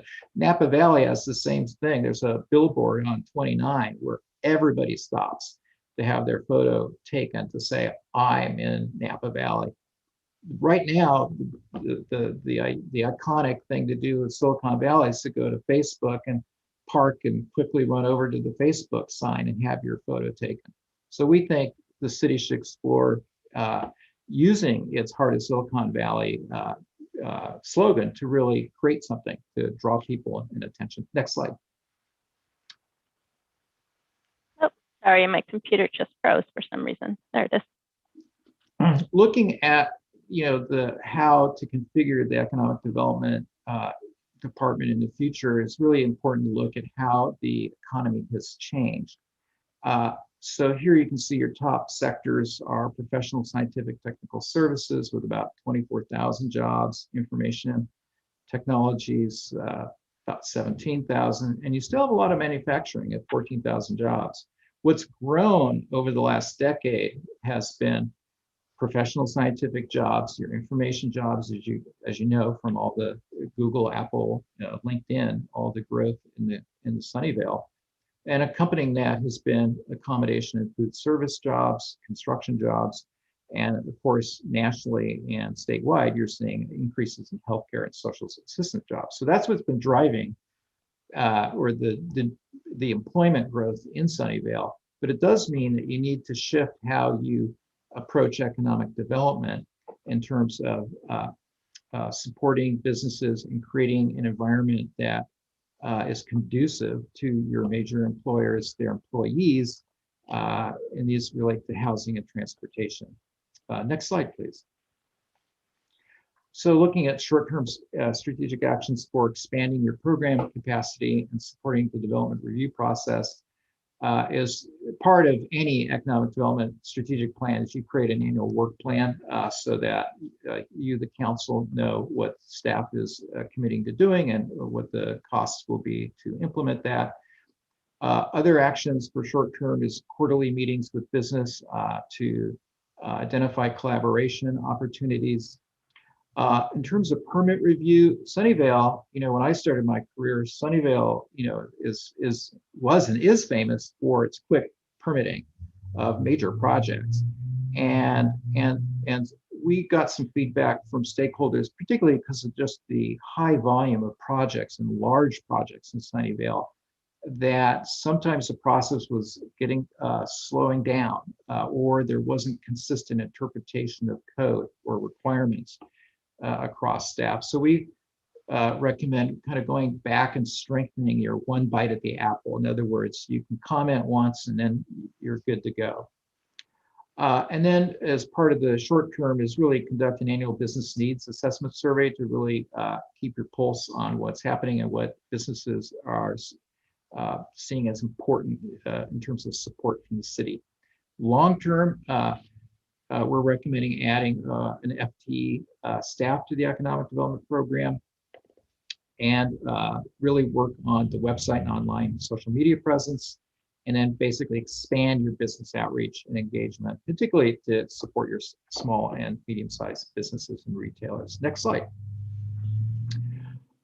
Being the heart of Silicon Valley, the stakeholders really thought that it's important to demonstrate and showcase new technologies. There's been a lot of talk of the exodus from Silicon Valley and venture capital falling off and this and that, but venture capital is still strong. The amount of money coming into the Bay Area, and Sunnyvale gets a big part of the venture capital dollar flow.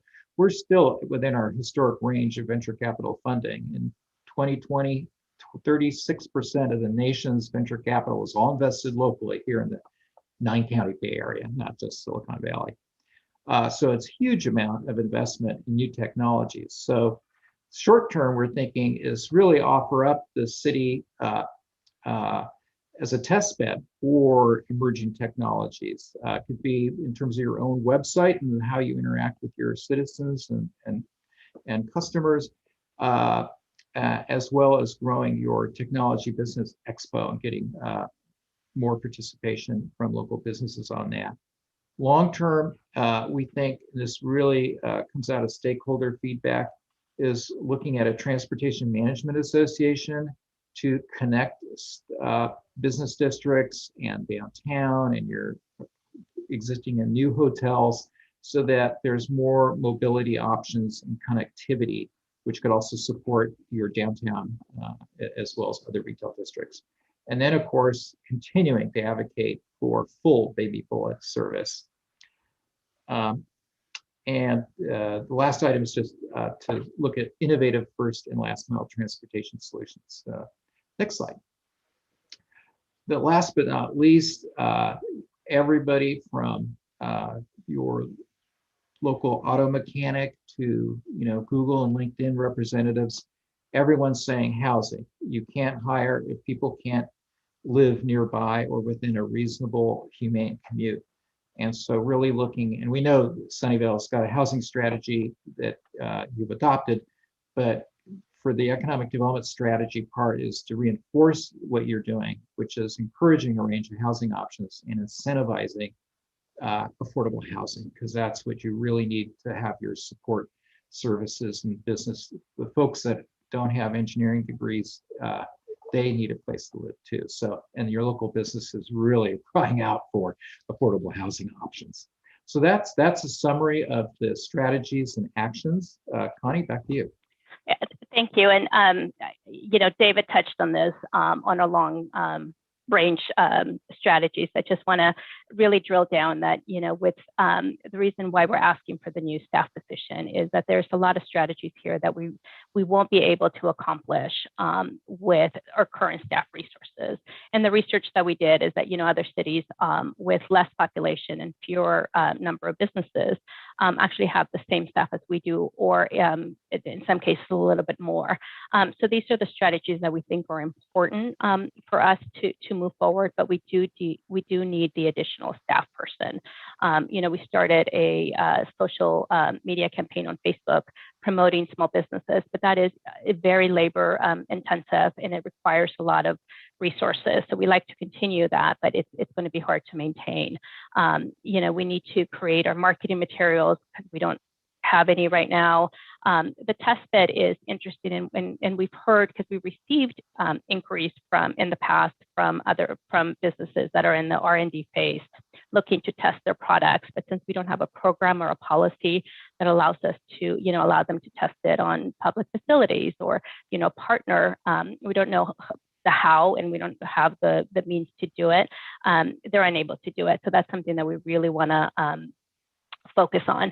And as David mentioned, there's a huge growing trend in culinary niche markets, bakers and cooks starting businesses out of their homes. So one of the things that we really do want to look at is how do we expand the home-based businesses to ensure our policies are not prohibiting those businesses from growing. And a big item that we've had on our to-do list, but we just haven't been able to explore due to lack of staff is, the Transportation Management Association. How do we explore and how do we partner with our business community on just exploring that, right? And that option and figuring out how we can connect our different business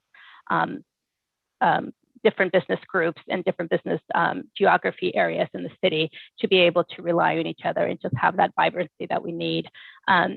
I will say that, due to the current budget situation that we're in, we are not recommending the new position be added to this year's budget, but we do hope that as the economy improves and that if there's council support for increasing economic development efforts, that we might be able to add this position. Really, why are we here, right? To iterate, we have these 5 strategies that we want your feedback on. We want your feedback and let us know, do you support the proposals we brought forward, knowing that we want to finalize the plan, right, with more details under each of these strategies and be able to bring it back to council support. So with that, I'll turn it back over to you, Mayor, and really ask for your feedback on these strategies and your comments. Thank you very much. And, just council, please be cognizant that we're short of time today, and conceivably you can give this feedback to Connie and the city manager afterwards. So if you can only be a minute or two and give direction, not too many questions, it'd be useful. With that, Councilmember Fong. Understood. We'll go very fast. Thank you, staff, and thank you, consultant. Just when will the report actually be available for public consumption? Our goal is to get it to you fairly quickly, obviously, depending on your feedback tonight and after the meeting. If it doesn't take a lot of changing and massaging, we can come back to council. We'll work with the city manager on the council agenda, but we can get back to you guys fairly quickly and be able to provide a draft report. Great. And then the 2 questions of does it need massaging and does it about the staff position? I actually think we should fund that position this year. It makes the most sense to me, bang for the buck, to fund it this year as we go into economic recovery. We're going to have more businesses wanting to sign up. I don't have the data here from the report of how many small businesses have gone out of business. I think the percentage is 40% in San Jose. It's huge. And so I don't know what it is here. That data point would be great to have. But that is the justification. Is we're going to have a lot of applications. We're going to have, we have Moffett Park. We've got all these things going on that really need your office to be staffed, and it's the biggest ROI for the city, in my opinion. And so I would be supportive of that. And then just lastly, the data that's missing that I would like to be in this report is I really like that there is a land use component, but I think we're not using metrics, and we're not saying, under the general plan and under proposed amendments through specific plans, this is how much zoning we have for this type of use: industrial, commercial, retail, mixed use, urban villages. And there's no information on the equity of, these neighborhoods have to drive this many miles to get to a local grocery store versus these neighborhoods have to go this far to get to an automotive repair shop. And so that information is missing, which maybe an office could help assist with data. But I really like that it's actually what the city manager said, where we have done the plan and now we have scoped out the work for a new position. And I just wanted to point that out, that this is a prime example of, we may not know everything about what the plan is going to be, but the office itself is doing the work. So thank you. We'll leave it there. Thank you. Councilmember Larson. Yeah, thank you. Really good information, and the specifics are extremely helpful. So thank you for going out and getting that information. Just a quick question. You had mentioned the TMA, and I know that we already have 1 or 2 existing TMAs, but it sounds like this might be a slightly different kind of TMA.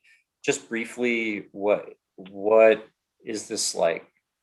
Tell me a little more. Yeah, so we have a formal TMA for the Peary Park, if you recall. That was part of the specific plan that was formed. And then we have the Moffett Park Business Group, which acts like a TMA, but there's some fundamentals that are missing from it.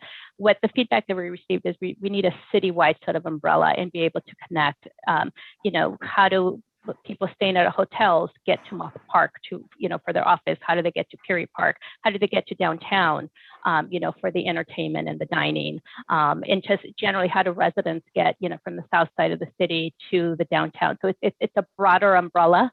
And that's why it's going to take additional resources to really think through. And how do we bring along the business community to be able to fund a significant portion of that? Great. That's all I had. Thank you. Thank you very much. Next up is Vice Mayor Hendricks. Yeah, great stuff, Connie. I may try and, reach out to you offline because I have a lot of stuff that I'd really like to go through. First is I appreciate what was just said. I'm not sure what you just described as TMA is TMA and what you described. I'm not sure those are the same thing. So that's one thing I'd want to be able to understand. This may be too long of a question to answer right now, but you mentioned incentivize affordable housing, and I'd be really interested in what is meant by incentivize and what it is we think we're giving away or resources to go ahead and do this. And then it was mentioned about zoning, and I'd really be interested in understanding how much control we really have. It's one thing to go ahead and put zoning in that says, here, we want to go ahead and say we want retail or, whatever. But then we as a city, I don't think we control what actually ends up there. So I'd want to, I think zoning and, how we take a look at be able to provide zoning for the smaller type place is really important to do. But I'd want to make sure we're being realistic and understanding what control we really do or don't have with what we put in place. I just think is more to understand. I don't think that's a simple answer. Not like any of the problems you've got are simple answers. And just also as we go through this, I'd really like to be able to understand, to me, this mostly seems like what is medium to longer term outlook. But you mentioned COVID several times, and I'm really trying to separate, I think COVID recovery over the next 12 to 18 months is different than all the stuff we would normally do as business development stuff. But I'll try and reach out to you offline to talk about some of this stuff. Thank you. Thank you. Councilmember Melton. Yeah, thanks, Mayor Klein. Connie, I'll reach out to you offline with regards to all the great information that's in this thoughtful report. I'm in agreement with the vast majority of what I'm seeing here. And there's also some really creative stuff. The one that leaps out to me the most is the home-based cooking. I mean, that was enabled by legislation from Sacramento that people are latching on to. I would say to the city manager, if you could add the position that Connie was talking about to the forthcoming budget supplement too, I would love to kick that position around along with all the competing priorities that we're going to have to deal with and see where we end up on that.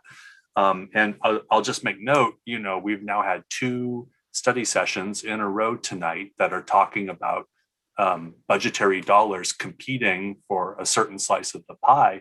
And, we had a member of the public speak after the first study session that threw down the challenge to city council. It says, if you don't go for, item 3B on the cultural inclusion thing, then you're making a strong statement. Well, I'll make a statement. I think economic development is a very high priority for the city of Sunnyvale.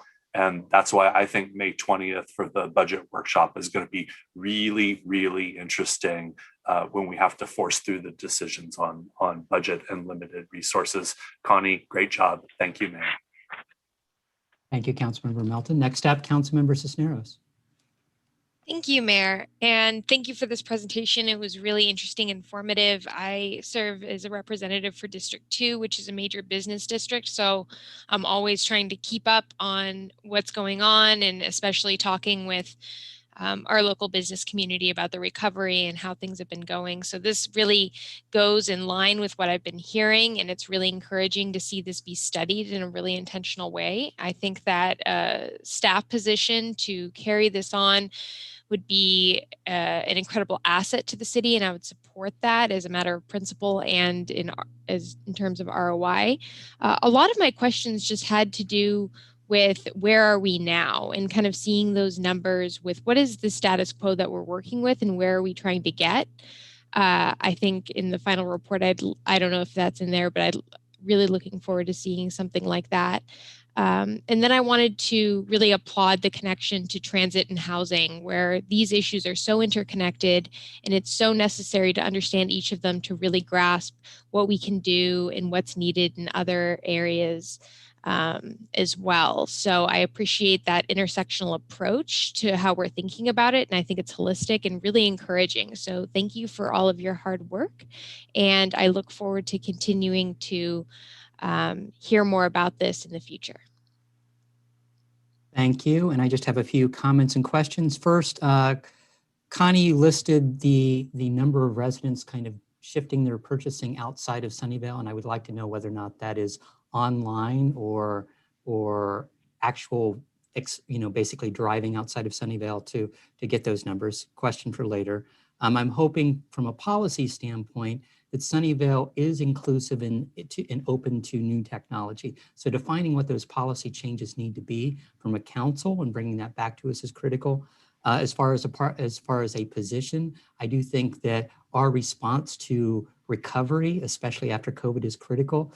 Whether or not that is a full-time or a part-time, and so I would like, as we're bringing that back to council from a budgetary standpoint, to see whether or not staff is saying we don't want that this year. Is it a part-time position for 1 year and then a full-time FTE later? That to me it becomes a question.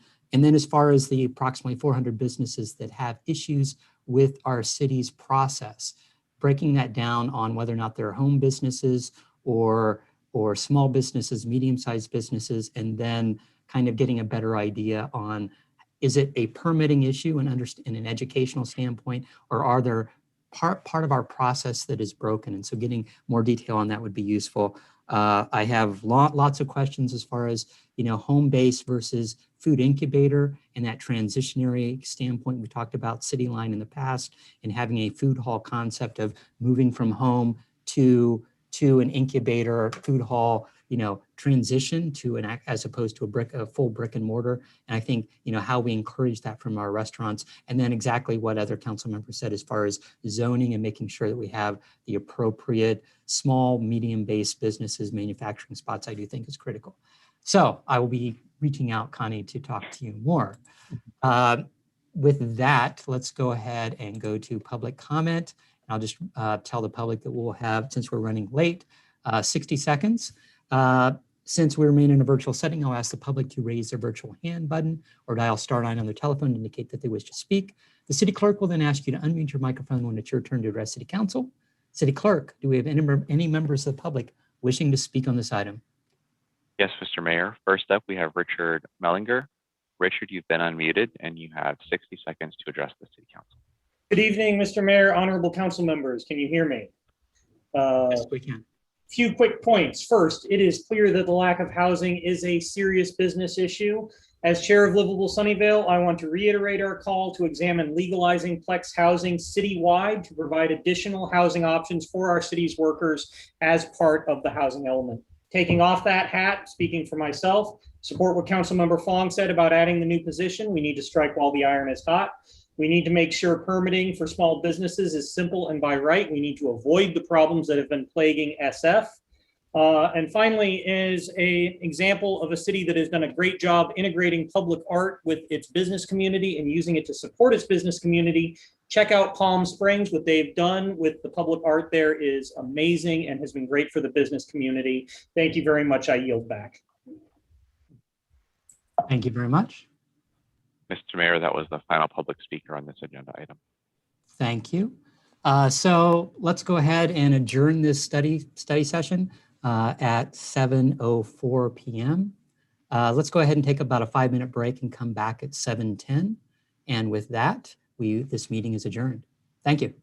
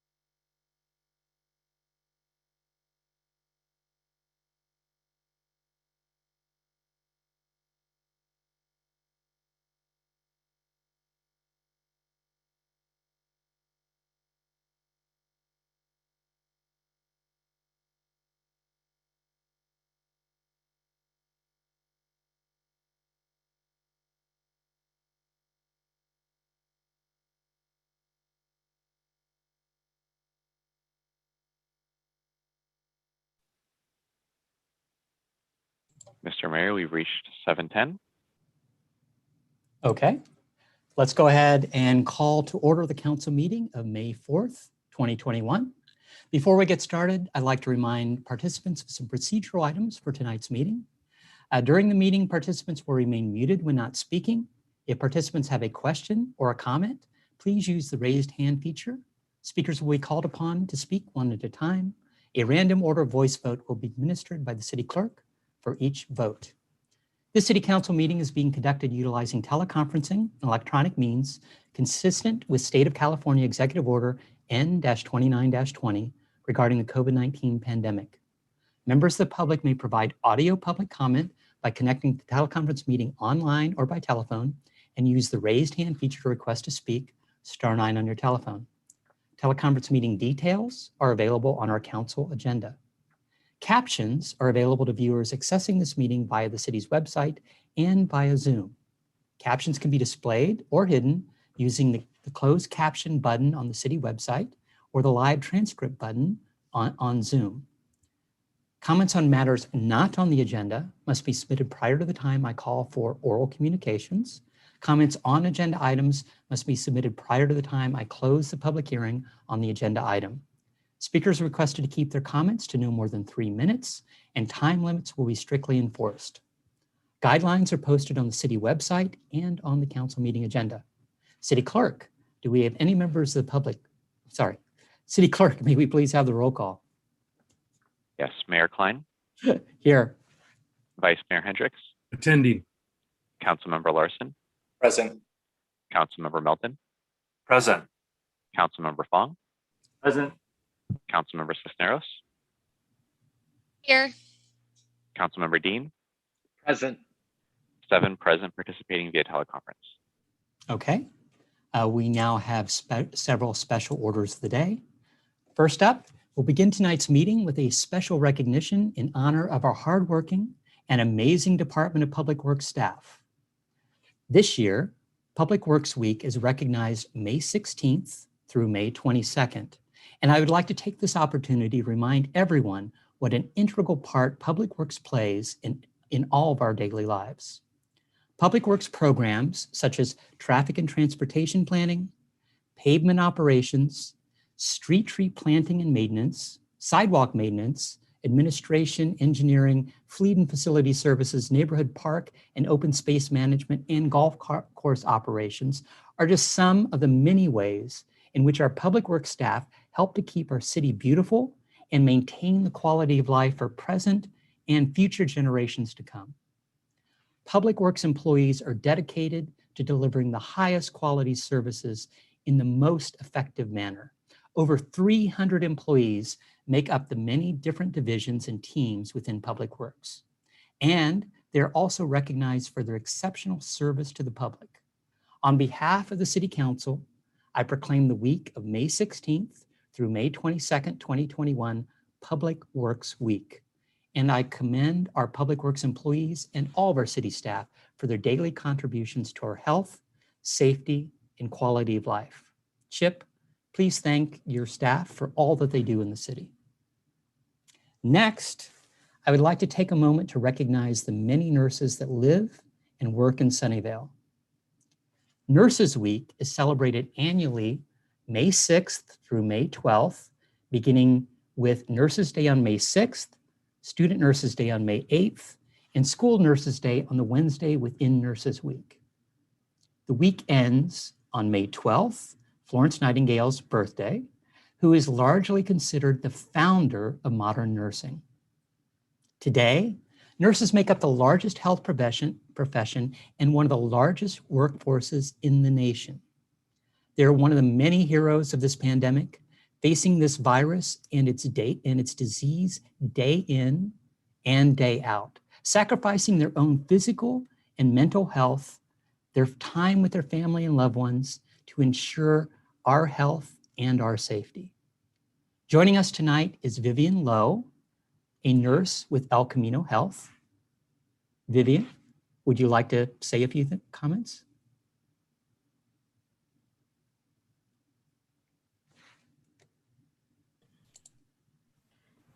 Thank you, Mayor Klein, and members of the Sunnyvale Sunnyvale City Council for recognizing National Nurses Week and the critical role of nurses.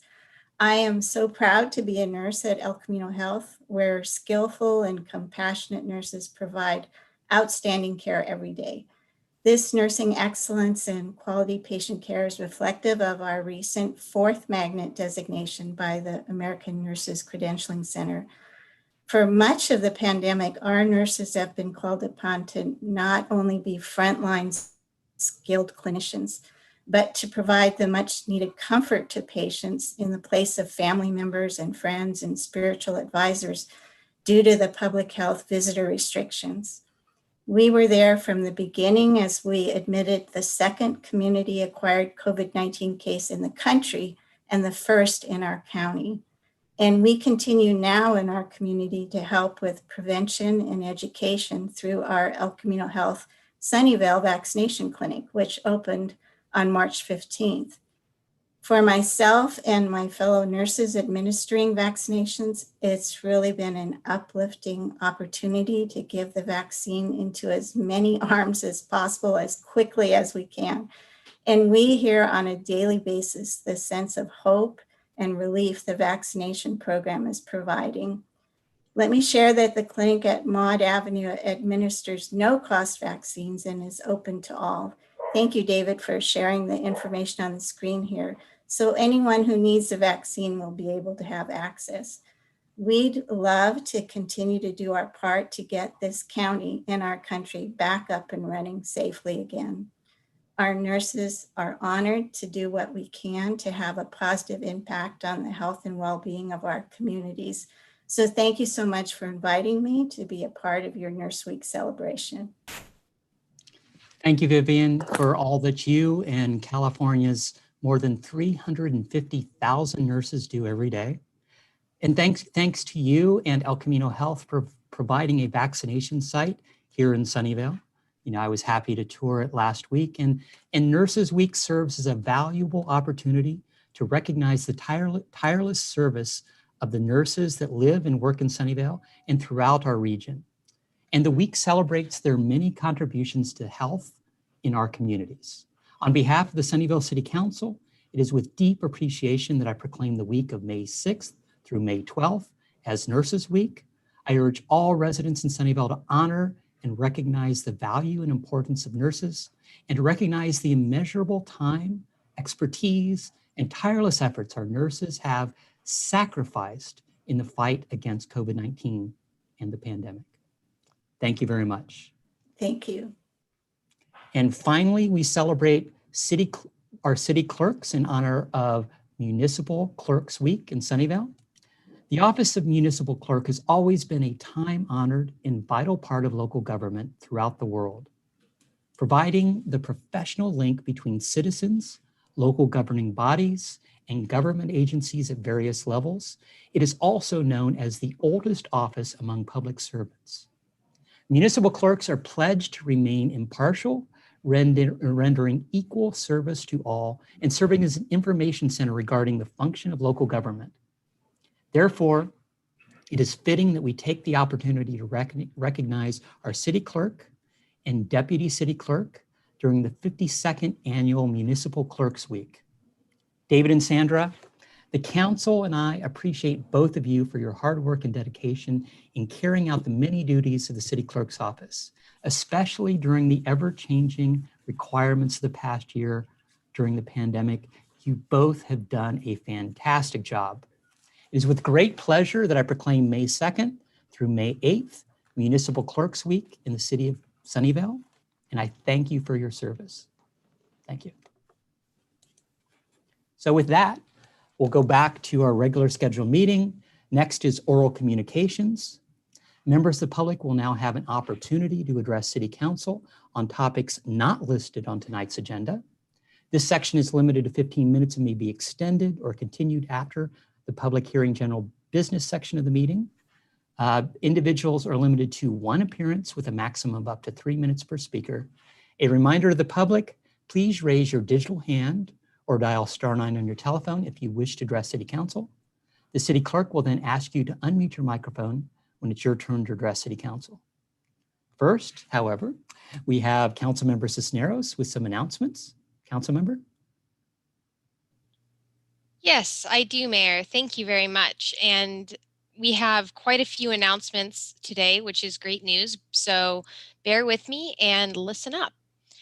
First, we are now accepting redistricting commission applications. The city of Sunnyvale must redraw its 6 council district boundaries using new 2020 census data. Sunnyvale has established a new commission to assist with the redistricting process for elections between 2022 and 2030. The newly formed redistricting commission is now accepting applications. Applicants must meet the following required qualifications: to be a resident of the city and having resided in the city for at least 1 year. Applicants do not need to be registered voters, nor do they need to have U.S. citizenship. And you need to be at least 18 years old on or before November 8th, 2022, which is the council election for which the redistricting will be effective. For additional eligibility requirement and more information, please visit sunnyvale.ca.gov and search redistricting.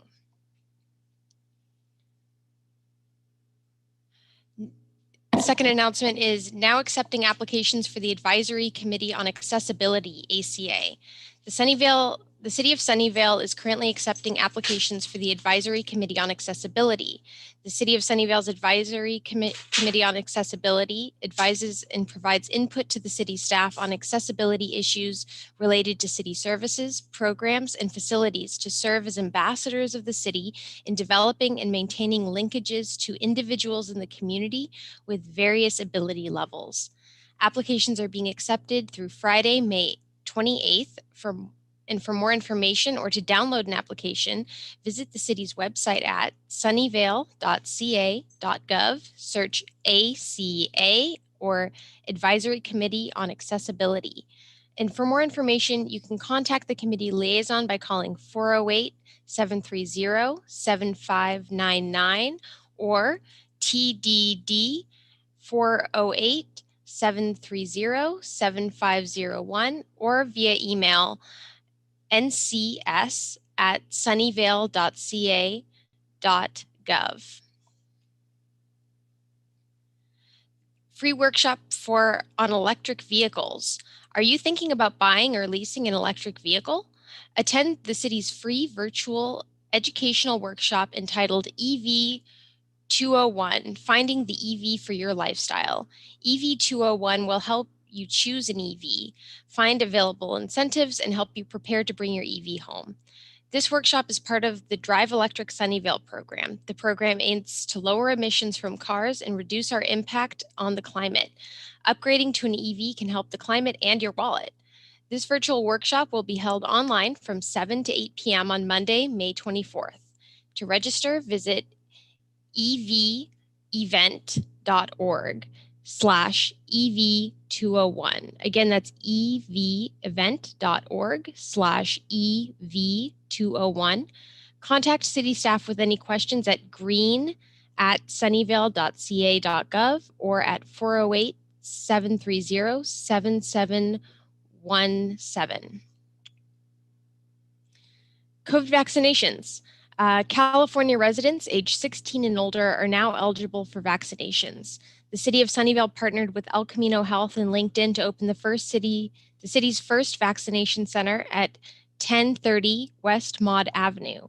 To make an appointment, please visit elcaminohealth.org, or for those unable to schedule online, call 408-871-7460. The county has also several vaccination sites and appointments that can be made using the county website at www.sccfreevax, spelled VAX.org.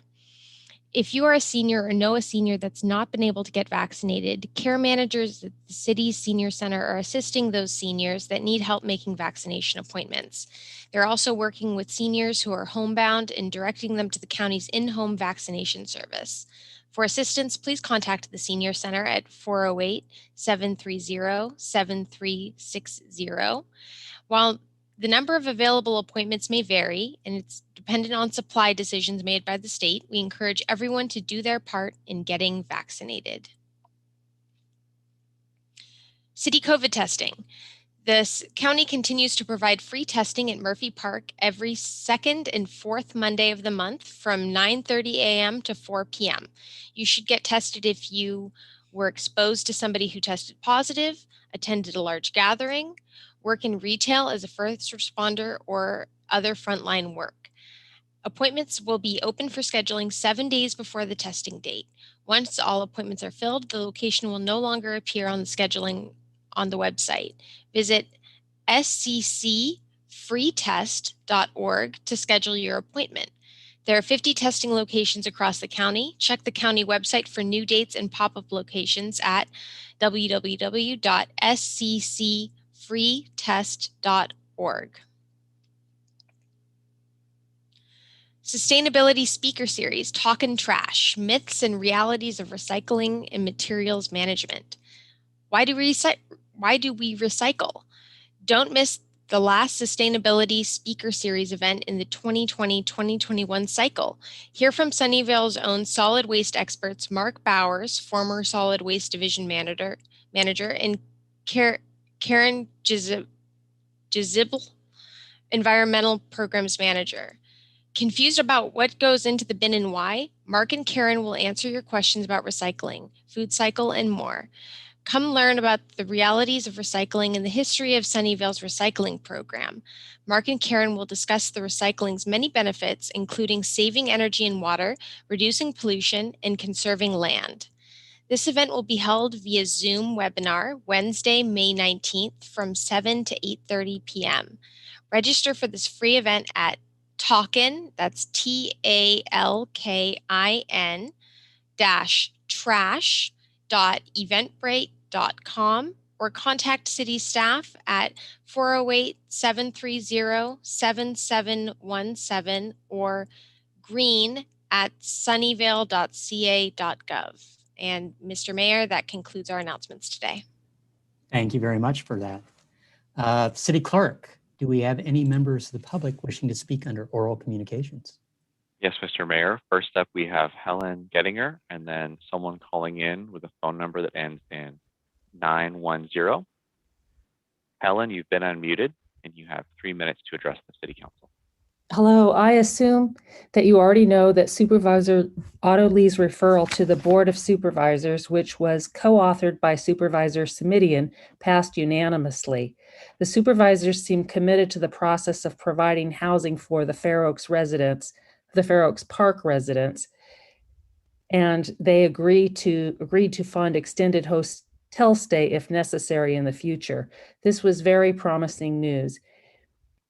Given that there are at least 2 spots at the Travel Inn, we ask that the council and city manager revisit their earlier decision and allow individuals in need of housing who are on the wait list to transition to the open spots at the Travel Inn. I'm also hoping that the city of Sunnyvale will direct staff to coordinate with county and state officials to support a sanctioned camp. Thank you.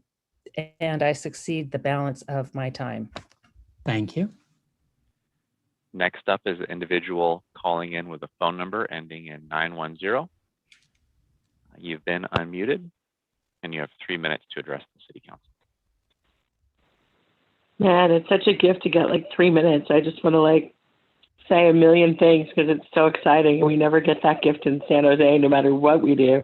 But it's too hot. I'm just going to say everything that Helen said. Yes, but I will say that there's no reason that it should matter to the city if the county has agreed and said during the transition plan to figure out the next steps for the Fair Oaks people at the Travel Inn, that until they have the next plan, the phase 2, that the county will assume the Travel Inn, they'll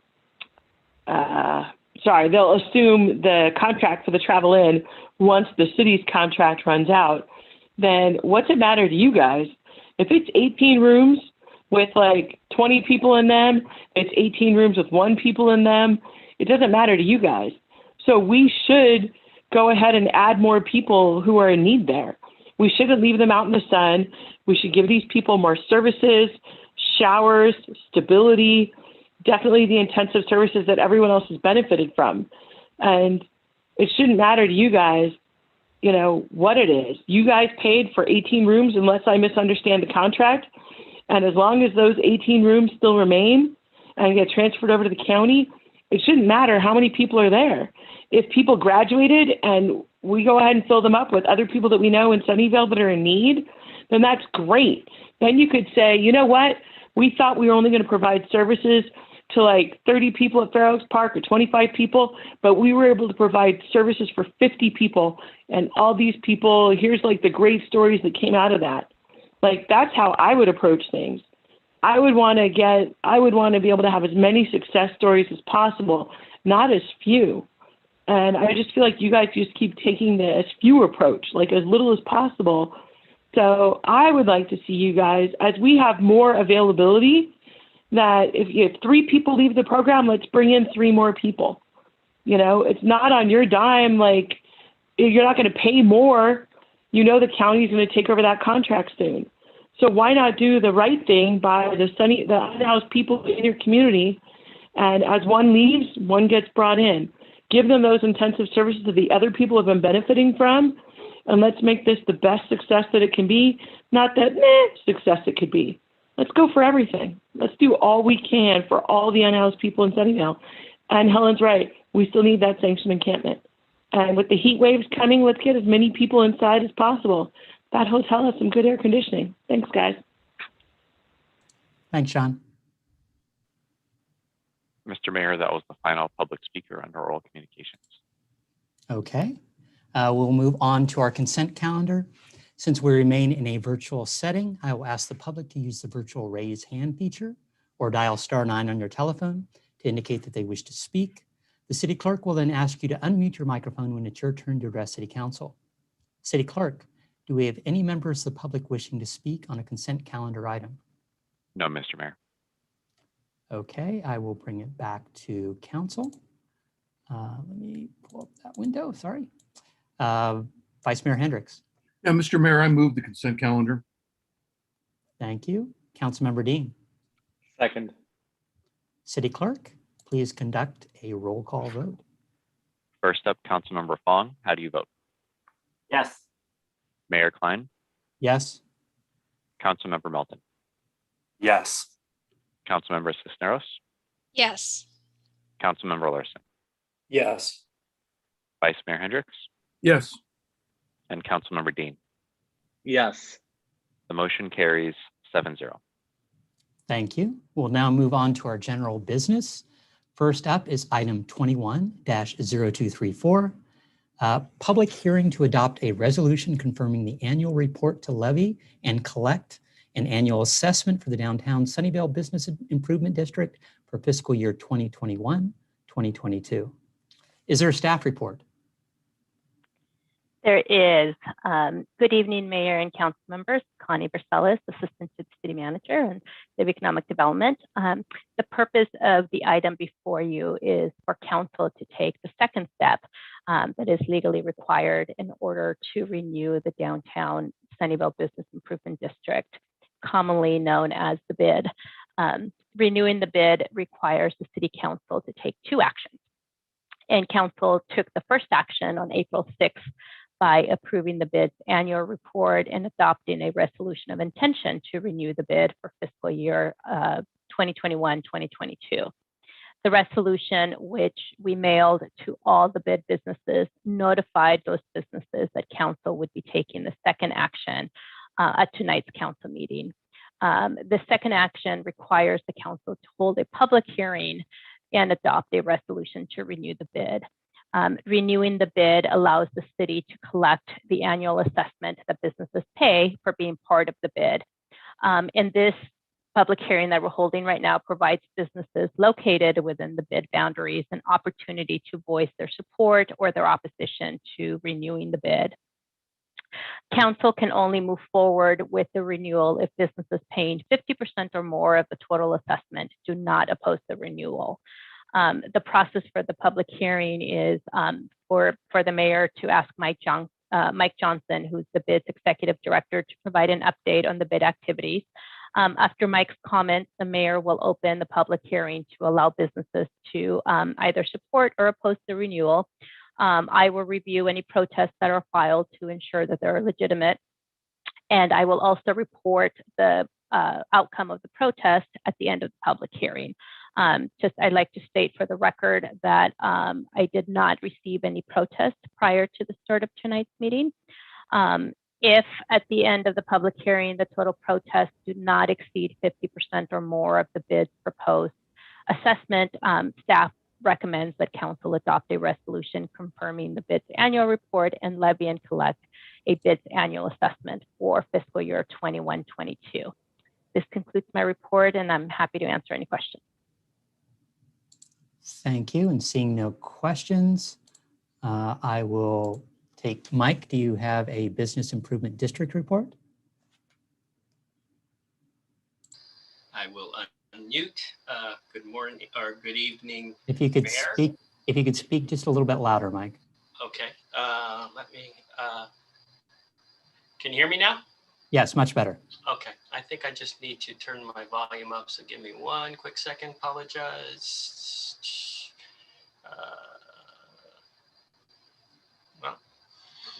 So anyway, Honorable Mayor and council members, I'm Mike Johnson, Executive Director of Sunnyvale Downtown Association. Today I'm here to speak on behalf of the Sunnyvale Downtown Association to request the City Council approve the renewal of the Sunnyvale Downtown Business Association Improvement District for the fiscal year of 2021 and 2022.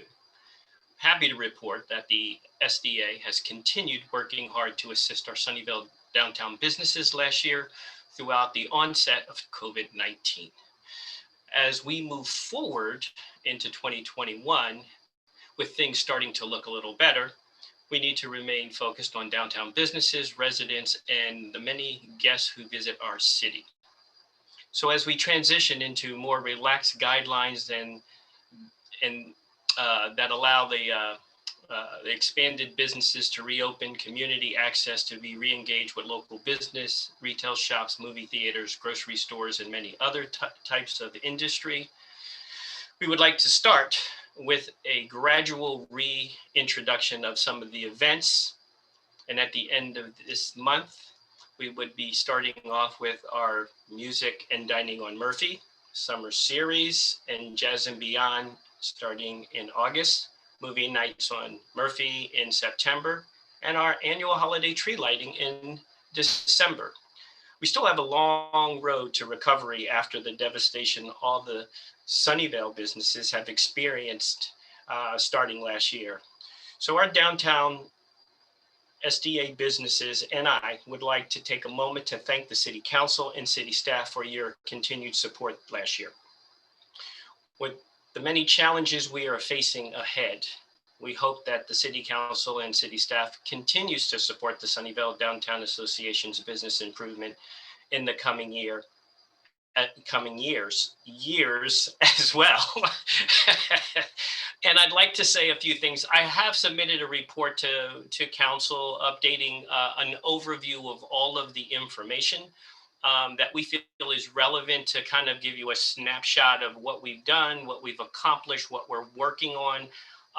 And with the hopes that, we can continually strive to, bring back some vitality to our downtown and help engage, the community, our residents, and our guests. We have a lot of new opportunities starting to unfold. New businesses are opening throughout the downtown. We're excited about it, and we look forward to working with the city, being an ambassador for our Sunnyvale downtown, and continuing to drive activity and revenue to businesses throughout the downtown district. I thank you for your time and yield my. Thank you, Mike. Any questions, I'm available. Thank you. Council, do you have any questions of Mr. Johnson or Connie? Seeing none, I will open the public hearing. Since we remain in a virtual setting, I'll ask the public to use your virtual raise hand button or dial *9 on your telephone to indicate that you wish to speak. The city clerk will then ask you to unmute your microphone when it's your turn to address City Council. City Clerk, do we have any members of the public wishing to speak on this item? No, Mr. Mayor. So I will close the public hearing. Hand did just pop up. Go ahead. So we have one member of the public who's raised their hand. I believe it's Dawn from the Chamber of Commerce. Dawn, you've been unmuted and you have 3 minutes to address the City Council. Okay, thank you. Mayor Klein and council members, this is Dawn Mayer on behalf of the Sunnyvale Chamber. I just want to express our deep appreciation for the efforts of the Downtown Sunnyvale bid and their ongoing support of our businesses and our community. Their proactive and thoughtful leadership have not only helped our businesses, but also their employees through a very challenging year. They have provided outstanding partnership to the Chamber, and we look forward to continuing to work together. The Chamber supports Council approving the fiscal renewal of the Downtown Sunnyvale Business Improvement District for 21-22. Thank you. Thank you very much. That was the final public speaker on this agenda item. Okay, I will go ahead and close the public hearing. Economic Development Manager, how many protests has the city received? I am very happy to announce that we have 0 protest. Very good. So I will now ask for a motion or any comments from our council members. Vice Mayor Hendricks? Yeah, if you're ready for a motion. Yes, I am. Yeah, I move alternative 1, adopt a resolution to confirm the annual report and levy and collect an annual assessment for the Downtown Sunnyvale Business Improvement District for fiscal year 21-22. Thank you. Councilmember Melton. Second. To your motion. Yeah, I just briefly, for those that don't know, the vice mayor actually sits and attends the SDA monthly meetings that they have and acts as a liaison and just to try and help information. Really, it's the Economic Development Office that I think is really focusing most of the work that goes on. You know, we just had our study session. We were talking about economic development in the city and what's going to happen with recovery as it relates to COVID and things like that. And I think the bid is a great example of what our downtown merchants are trying to do to be able to try and help and in a thoughtful, health conscious manner, find a way to try and help and improve the services and that they're providing to our residents. I think everybody's aware that the downtown for more than a decade has fought through many different challenges as it relates to their business cycles of what's gone on. They have showed a determination to stay and be fantastic merchants. So I just want to say thank you to the merchants that are down there. Thank you to all of our residents and non-residents who go and continue to use the services that are in the downtown area. And I think this bid is, as I said, the thoughtful, way of trying to go ahead and let's expand and try and do those things to help bring customers back to our downtown area. So I hope everyone can vote yes for this. Thank you. And definitely a robust downtown and, helps the entire city. And we have other business locations throughout the city, but the bid really does make a difference as far as, events. And I look forward, Mr. Johnson, to many of the events that are being planned for this year. I do think that our residents are looking forward to getting back to some sort of normal, and they really missed that last year. So I look forward to your presence here in the future to announce more of those events and give us the actual dates. So thank you very much for attending. And with that, City Clerk, please conduct a roll call vote. First up, Councilmember Dean, how do you vote? Yes. Vice Mayor Hendricks? Yes. Councilmember Larson? Yes. Councilmember Fong? Yes. Councilmember Melton? Yes. Mayor Klein? Yes. Councilmember Cisneros? Yes. The motion carries 7-0. Thank you. Next up is item 21-0472. Approve the redistricting outreach plan for City Council redistricting. Second amendment to the agreement with PlaceWorks Incorporated, and approve the budget modification number 24 in the amount of $112,000. Is there a staff report? Yes, Mayor, members of the council, Jackie Guzman, Deputy City Manager. Sunnyvale began transitioning to a district-based system, and David, we don't do the presentation yet. I'll cue you. So Sunnyvale began transitioning to a district-based election system in 2020 after voters approved Measure B. And the district map that was implemented was developed through a robust community engagement process and a map process that was driven by community members. And this redistricting process, which we're required to do based on the new 2020 census, will complete Sunnyvale's transition to a district-based election system. Right now, half of our council was elected through the district-based election system, and half is still under our old system of elected seats, numbered seats. And I say this because I see this redistricting process as an extension of the CVRA project that we started in 2018. That 2018 districting process was a success on many measures. And rather than reinvent the wheel, we want to build on it. For this reason, we've once again engaged with NDC for demographic consulting services. And we plan to continue relying on Marguerite Leone for legal counsel. And we are proposing to work with our outreach consultants, PlaceWorks, to implement our plan.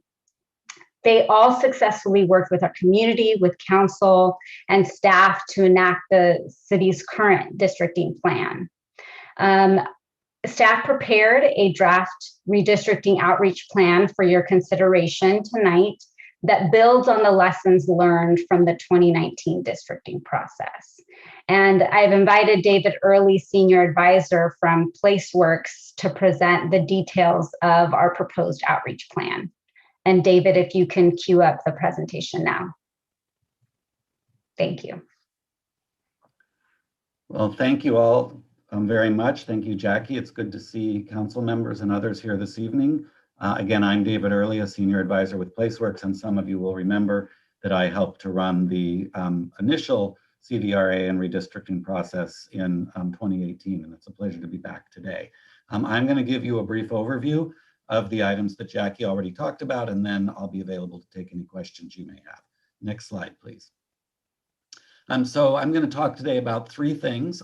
Just a very brief recap, which Jackie already gave to some degree, of the switch over to the district-based elections, an overview of the purpose and goals of the current process, and an overview of the specific community engagement plan that we've put together working with Jackie and your other staff. Next slide. So, as you know, in March 2020, Sunnyvale's voters amended the city's charter to change from at-large to district-based voting. PlaceWorks worked with you to conduct a three-phase public outreach process regarding that. From January to June of 2019, we conducted phase one, which was education about the California Voting Rights Act, known as the CVRA, and gathering generalized input. Phase two, which ran for the second half of 2019, included community mapping exercises to actually develop the ultimate district map. And then phase three, once the charter amendment was placed on the ballot, included voter education on the measure, which was called Measure B, which occurred in the early part of 2020. And as you also know, phases 1 and 2 were overseen by a very successful 9-member Citizens Advisory Committee, and we will be having a similar committee for the redistricting process. Next slide. So the purpose of the current project is to let people know about and allow them to get input on the redistricting that is required by state law to occur to redraw the 6 council district boundaries using the new 2020 census data. The goal here is to keep the population counts within each of the districts relatively equal. Next slide. So very specifically, we have 5 individual goals. We want to educate residents about the redistricting requirements. We want to ensure participation from a wide range of residents, reflecting Sunnyvale's community demographics, which, as you know, is obviously a very diverse community with large Asian populations, as well as Latino populations and white populations. We're going to be making special efforts to involve those traditionally underrepresented and marginalized groups. We'll be using a wide variety of tools and meeting formats, and we'll be working very proactively to seek participation to encourage broad community awareness and understanding. Next slide. The plan has, within it, has a series of topics, and I think you've had a chance to review this in writing. It includes project goals. It outlines the target audience. It talks about the specific strategies we're going to be using. It talks about 3 different phases within the process. It talks about how we will be working with the Redistricting Commission. It includes a very detailed work program, and it also has a project schedule in it. And I'm going to go over some of those items right now. First, the target audience. Go ahead to the next slide. We are targeting Sunnyvale's voters as well as potential voters. So that means young people who will be voting sometime over the next decade when this census is in effect. It means people who may be on the path to citizenship. And it also means people who haven't voted in the past but are citizens and eligible to vote, as well as obviously people who are regular or occasional voters.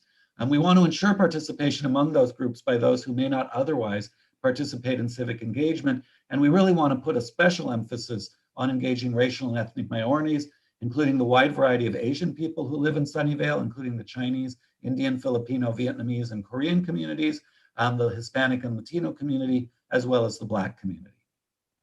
Next slide. The schedule for this is 3 phases. Phase 1 is actually already complete. You all have engaged in phase 1 with education and input on the redistricting process that has finished up in the last month or so. We'll be starting in right away on phase 2, working with the Redistricting Commission and working with you on the selection of the commission and then onboarding the commission. And then our largest role will be in the actual community map drawing and creating a map recommendation, which will occur from August of this year all the way through summer of 2022. We anticipate that the City Council will adopt a final map either February 22nd or March 15th of 2022. It gets sent to the Registrar of Voters in March of 2022, and then work happens to promote the new district map in anticipation of the November 2022 election. Next slide. We are going to use a series of community input strategies, which both include some in-person things, which we're very hopeful can begin just after the next couple of months as the COVID pandemic lifts. We'll also be doing online outreach and having meetings, of course, both with the council and the Redistricting Commission. So I'm going to talk about each of those in turn, but I just wanted to point out an overview that we have the community workshops, pop-up events, and online outreach. Next slide. To engage the underserved communities, we're going to have special outreach locations, which include the Spanish language Sunday Mass at the St. Cyprian Catholic Church, the Shiv Durga Hindu Temple, the Chungthai Zen Center, the Sunnyvale Community and Senior Center, the many mobile home parks, the library, and the farmers market. We're going to be placing ads and announcements in ethnic media. We'll be offering written translation as well as simultaneous interpretation during meetings. And we'll also have childcare and food available at meetings as applicable. And these are all ways to encourage a wide variety of people to attend our meetings and to become engaged in our process.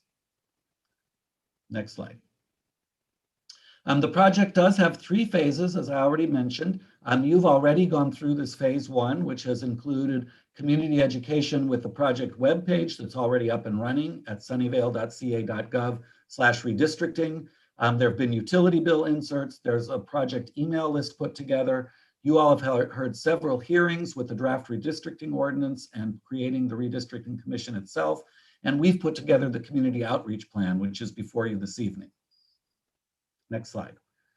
In phase 2, we'll be working with you and with staff to create and onboard the Redistricting Commission.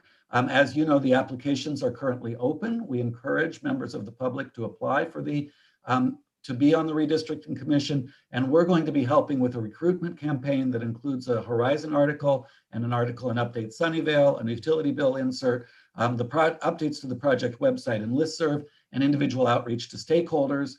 There will be an applicant selection process that will ultimately come to you in the second half of June, and we anticipate the kickoff meeting for the Redistricting Commission on July 8th, and I will be there to help with the public outreach component of that onboarding process. Next slide.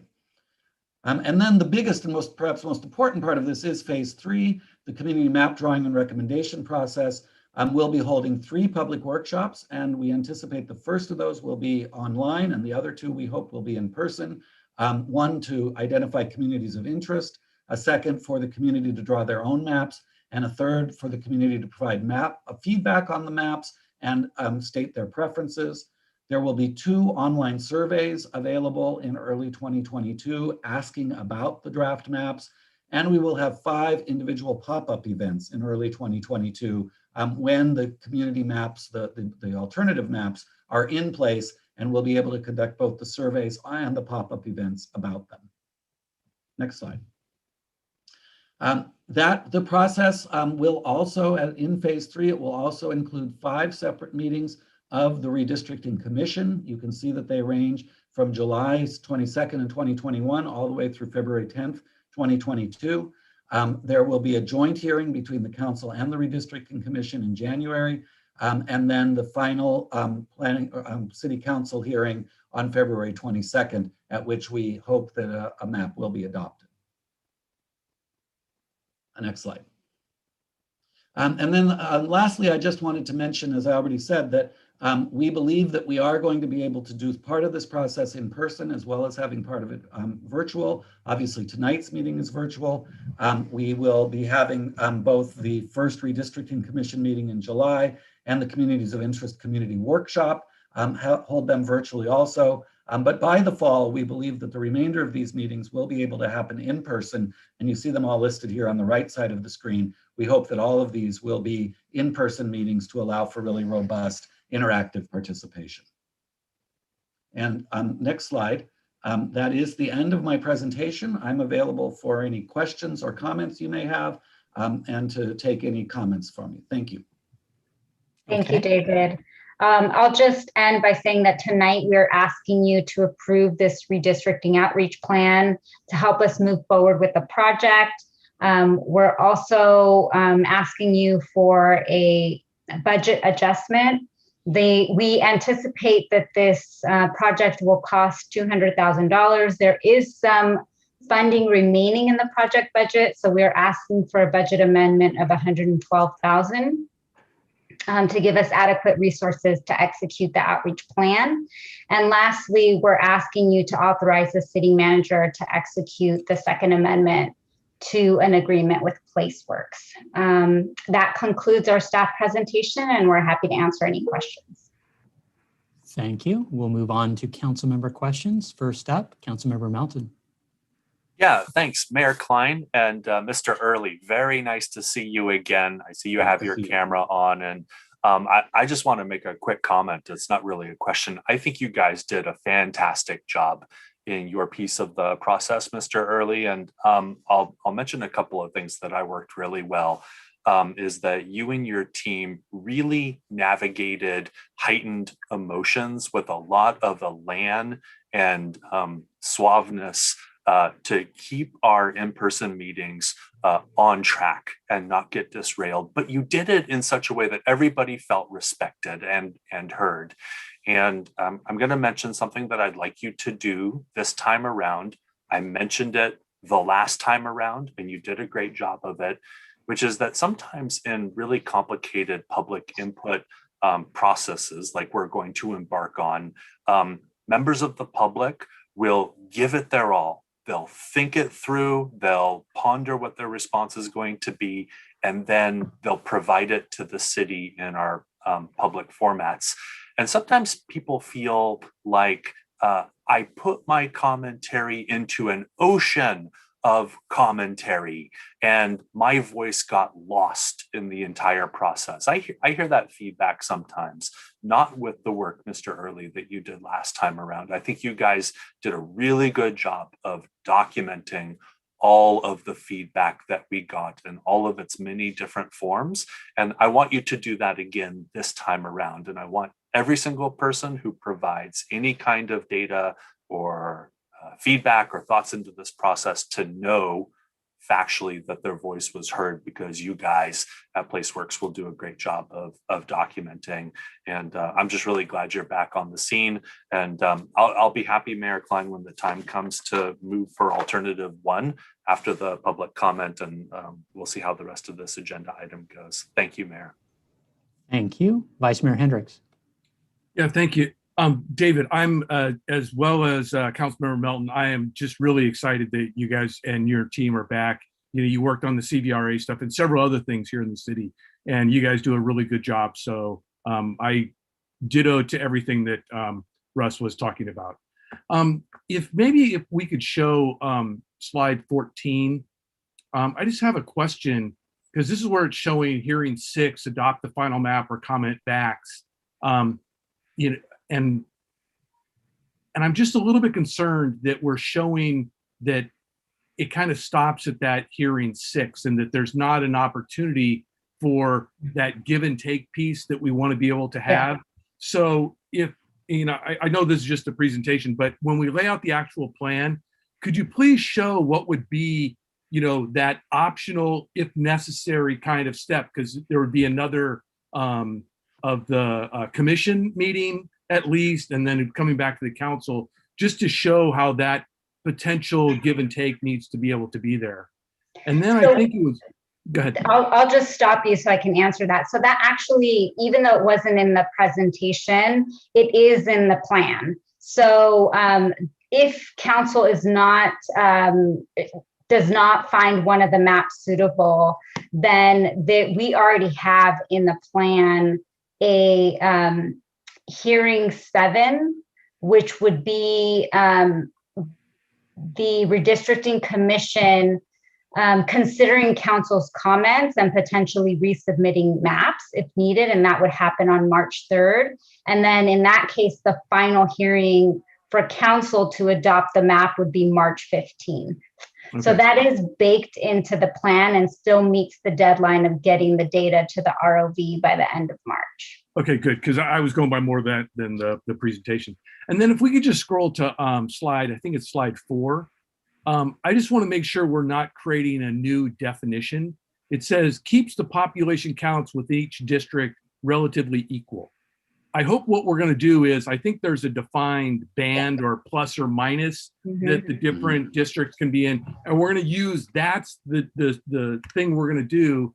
Because I think in the maps that we adopted before, we're within just like 5 or 10 in all the different districts. I mean, it's a very narrow. Right. And I just want to remember that, you know, as long as we've got the population counts within the approved guidelines, if we did that and then didn't potentially change the boundaries or not, you know, that I don't want anybody thinking we have to try and get them as tight as we had before for what goes on. And then I just want to make one other generic comment. This goes back to the whole process we've been going through for several years. And it's also a little bit related to our study session of cultural inclusion and what we're trying to do. But I want to remind everybody of how the city came on board and worked together as a council to decide to do the CVRA work and not fight this through the courts, and to try and find an answer and work with our community. And I really don't want to call other cities out, but there is there's a city very close to us that just had their court judgments against them with some very large dollar amounts in terms of the fees they're having to pay. And I just, you know, want to highlight, I think we did all the right things before in how we moved to CVRA, the process we did, the inclusion we tried to do.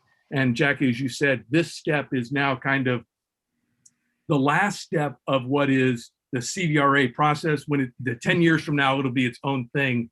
And I just want everybody to remember, you know, there was a hand in hand, let's work together to find an answer that's going to be very good for our community.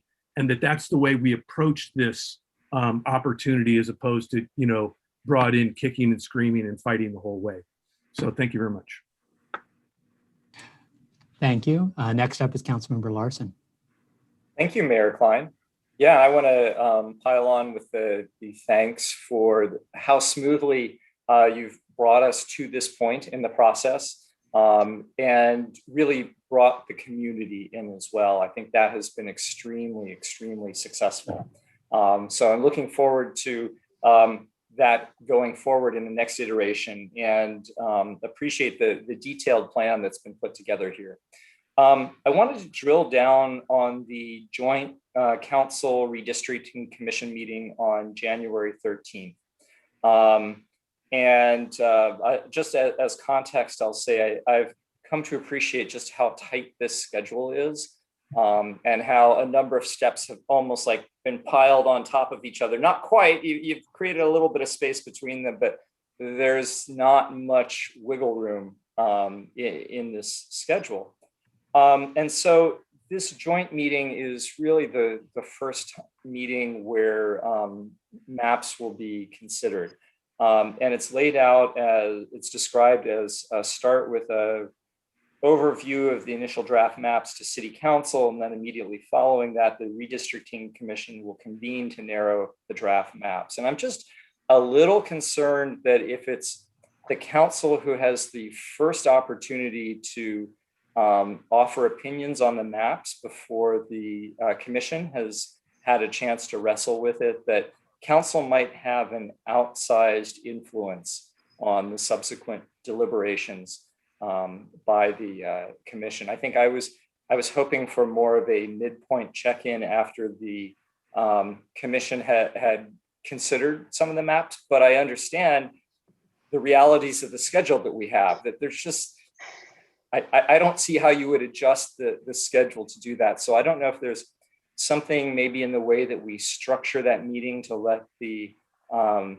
commissioners perhaps talk about it first before council weighs in, so that council has a bit of a lighter touch.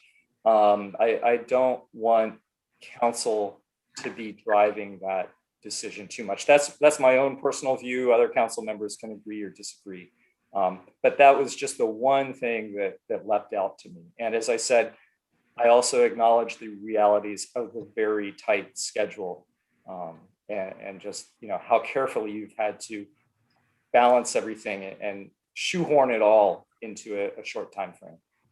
Yeah, and I'll just say that it is very challenging given how late we anticipate receiving the data from the state. And so it's very tight in terms of our timeline. The way that I envisioned having that joint meeting is for our demographer NDC to present all of the draft options for the council and the commission to have a discussion, along with hearing feedback from the public about generally what they like and don't like about the maps. You know, like last time, NDC sort of grouped the maps in different categories depending on what they saw. And so there can be sort of this general feedback and discussion around that. And then we would end that joint session and have the commission then begin to wrestle with, we have a tight timeline, so let's have you focus on 5 maps. So choose 5 focus maps that can then have other versions developed, but those are sort of the focus maps that we're going to use to move forward with the process. But I do appreciate your concern, and so we'll think about how we might want to structure that discussion. And maybe it's just that my colleagues and I just have a light touch with how we approach that meeting. Another question just popped into my mind, which is if the Census Bureau or the state is even later in delivering their the census data, how do we adjust our schedule? Because we don't have a lot of extra room to play with. Yeah, there's not a lot of wiggle room. We could probably, we're setting a deadline for ourselves of March 31st to get the data to the ROV, but we do have statutorily until April 17th. So we could potentially add a couple more meetings to the schedule. If the data came in more than a month late, then at that point, I would anticipate that local jurisdictions would push to have that that statutory deadline pushed as well, because it would be really, really difficult for us to have any sort of community process on such a tight timeline. Yes, and for such an important decision as well that we're going to be living with for the next 10 years. Yeah. Right. Okay, good. Thank you. That's all my questions for now. Thank you. Next up is Councilmember Cisneros. Thank you, Mayor, and thank you for all the work that's gone into this. As somebody who is new to council and didn't go through the last process, it has been an absolute education to learn about that process and how it's done, and to also recognize what a stellar job was done last time and how we can replicate those really outstanding qualities going forward. So it's been a pleasure so far. And I guess my question about the timeline has been asked and answered. I think that's really important. And I agree that it's probably going to be a major push if it comes down to it, to get that deadline extended, because it is so important. The other thing I was thinking of, so I know that you're going in part in person, part online. Is there a definitive time where you see going all online, or so you have it all online at one stage and in person at another, or is it going to be mixed throughout? I'm trying to get a sense of that. Yeah, I would say it's going to be a bit mixed throughout. So I think that starting in the fall, we're going to try to do mostly in person. We'll have to figure out, depending on how our capabilities are, to see if we can do both, have an online component, even though we have some in person. We'll have to figure out, but that's part of a bigger conversation about how we're going to handle public meetings in general. But I would say for some meetings, it still makes sense to do virtual. And for example, we offered in our computer labs technical assistance for map makers in the last round. We anticipate that this round, that will all be online. So we've set up, we've talked to NDC about the ability for individual map makers or groups of map makers to set up appointments with NDC online, so they can have one-on-one technical support for map making, rather than set up, an hour twice during that process for a meeting at a computer lab that we may not be able to accommodate social distancing and whatnot. So we think that this is a better solution to have that one-on-one technical assistance online. And so that will remain virtual, but it also gives that personal feel and support for individual map makers. And of course, we're still going to have online surveys. So there will be ways to continue to get feedback from the public in an online format. Fantastic. And I really appreciate just the thoughtfulness behind what can be done online, what can be done in person, and figuring out that hybrid. I think it's going to generate a lot of interesting feedback generally, for, like you said, for public meetings going forward. And with such an equity focus on this particular project, I think that there's going to be a lot to be said about how do we have digital meetings with an eye toward equity. And it's just kind of putting those things that we've been practicing all year really to the fire, and a very important thing. So I appreciate that. And I look forward to hearing a debrief at the end of this process, if we could, about what went well, what could have gone better, and how do we have successful meetings and outreach going forward with the hybrid model. So thank you very much, everyone. Thank you. Next up is Councilmember Dean. Thank you. I think I especially appreciate the conversation about the sort of game plan for if the data comes in late. I think that was the main thing I was curious about.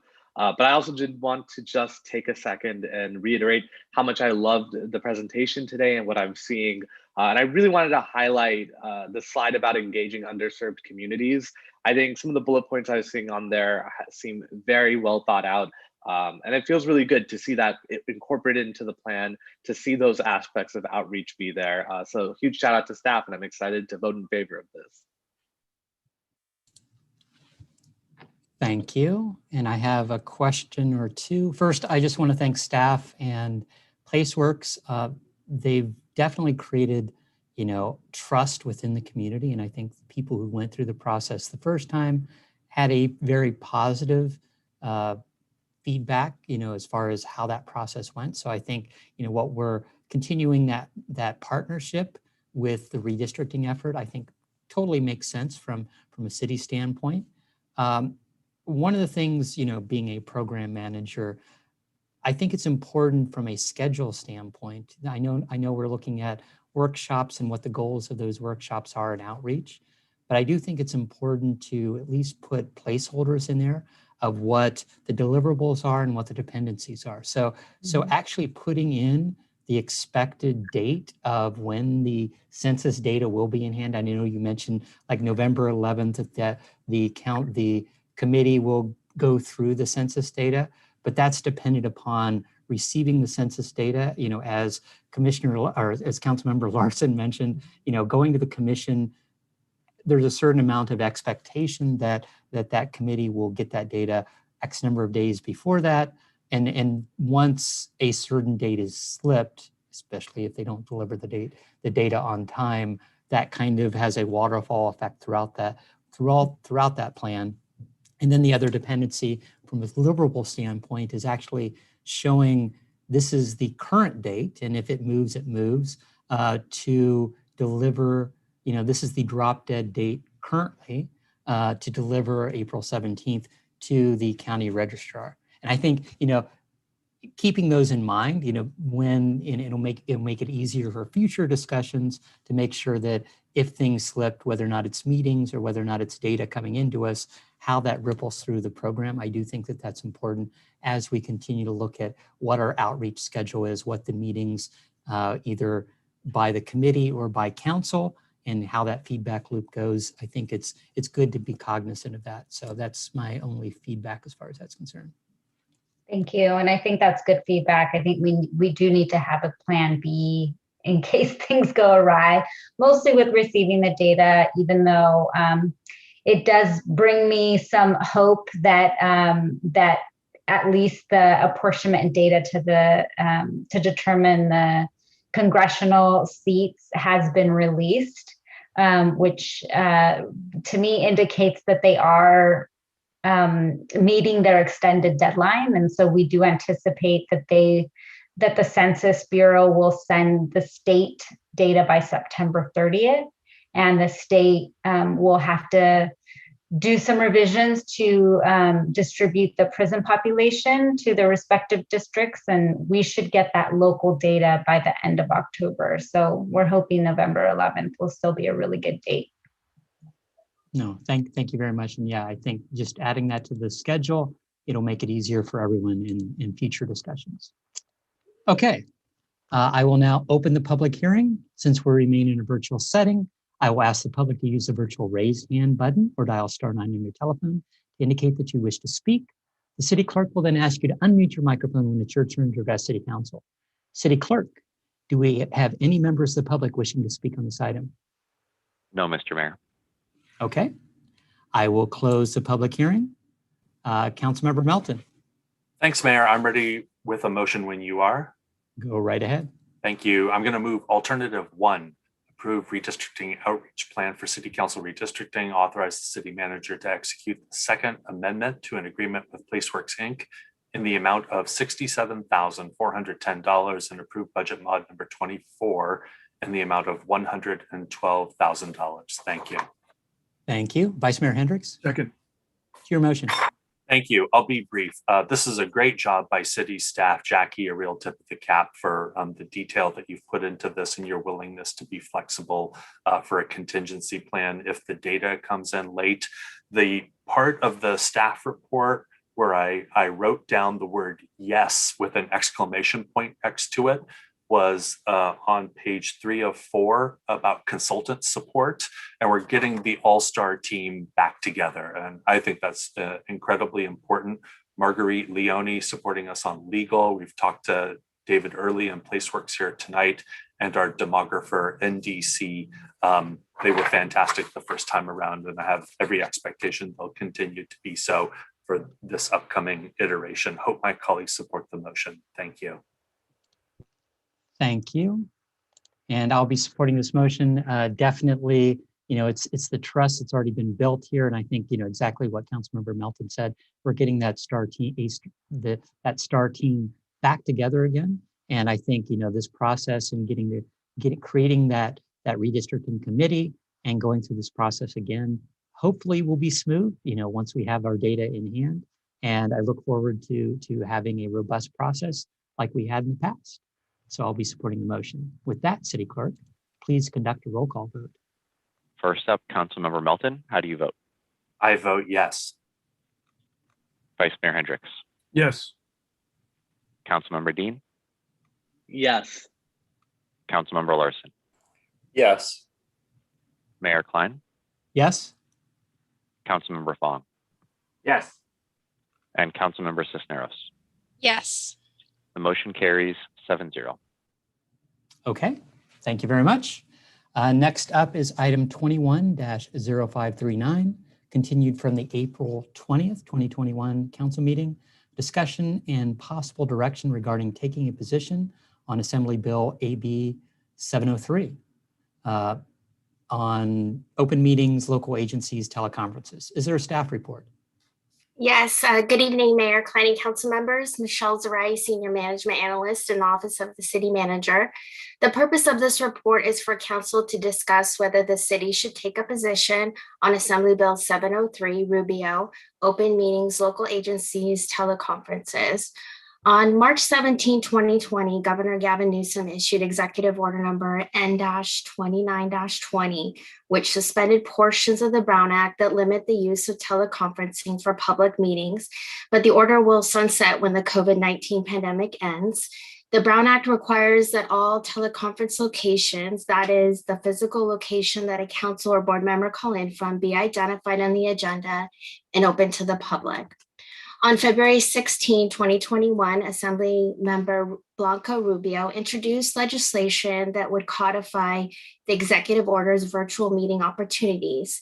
It allows for virtual meetings indefinitely and permanently removes the existing Brown Act rules limiting virtual meetings or requiring public attendance at various physical locations. On February 25, 2021, the bill was referred to the Assembly Committee on Local Government. And on April 29, 2021, the bill was amended with author amendments and re-referred to the Committee on Local Government to be read a second time and amended. This measure has become a 2-year bill, so it will not have a hearing this year. Assembly Member Rubio's staff stated that they may amend it over the coming months, but it will sit in committee until January 2022. They plan to continue working on the measure over the interim and recommend that the city check back in September for the most up-to-date considered amendments.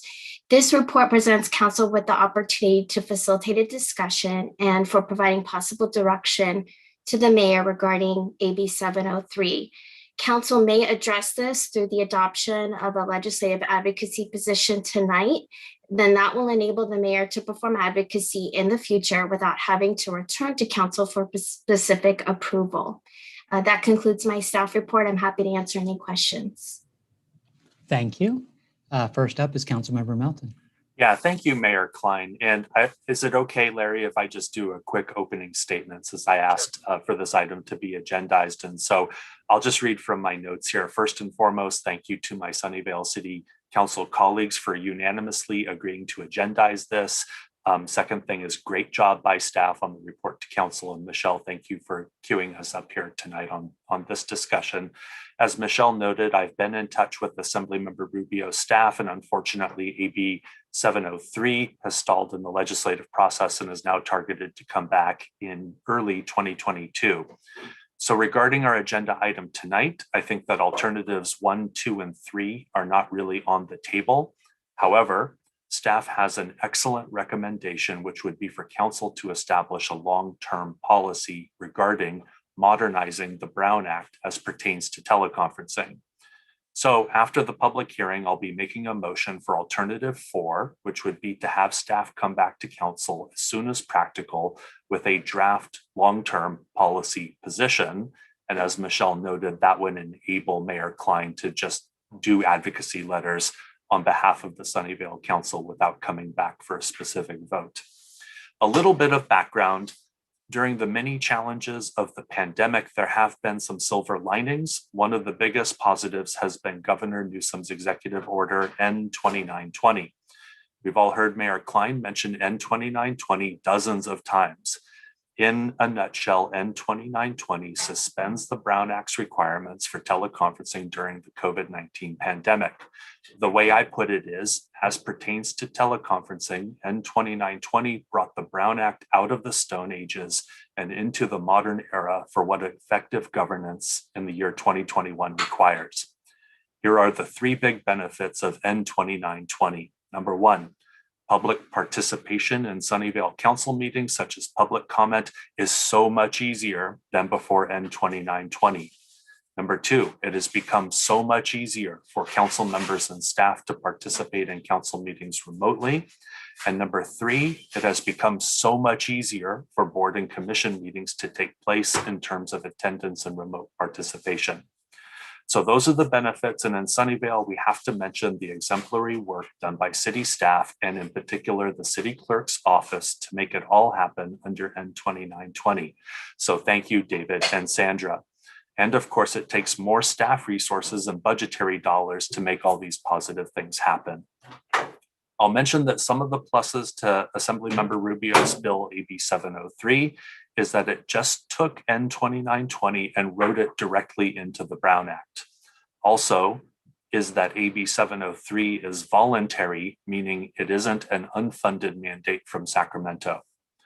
N2920 will not last forever. When it sunsets, we all have to revert to the teleconferencing requirements of the Brown Act, whatever those may be at the time. I would like to see a modernized Brown Act as pertains to teleconferences and accordingly would like to motion after public comment for alternative 4 to add it as a long-term policy of Sunnyvale Council. That way, the mayor can advocate effectively on behalf of council when AB 703 or some other legislation comes back around. I appreciate council's attention to the matter and look forward to the discussion. Thank you, Mayor. Thank you. Next up is Vice Mayor Hendricks. Yeah, thanks. I think Councilmember Melton's done a really good job of laying this out, and I agree with him of being able to come up with a long-term policy position. The thing I would like to be careful of, and it's really as it go forward, and this is all looked at, especially as it relates to if there are hybrid type things of, it's one thing to have, state policy. It's another thing how the technology actually works. And I think, we're all benefiting from companies like Zoom and others that have this kind of technology was already in place, had already been developed, customer friendly, easy to use type things. But I think we're all pretty much aware that when we get into the hybrid model of this, that the current technology doesn't just fit into the hybrid model. So I agree. I'm supportive of the strategy that Russ is willing to put forward. But as we do advocacy and as the policies are put together, we just have to map that against the reality of where technology is going to be and how that's going to evolve and change. So that's really, I guess to you, Mr. Mayor, as you get into that and how you do that. And I think you understand the technology and limitations that are there. But I want to make sure those things, it's the new world is going to be a new world, and the old technology may or may not satisfy those requirements. So thank you. Thank you. Next up is Councilmember Fong.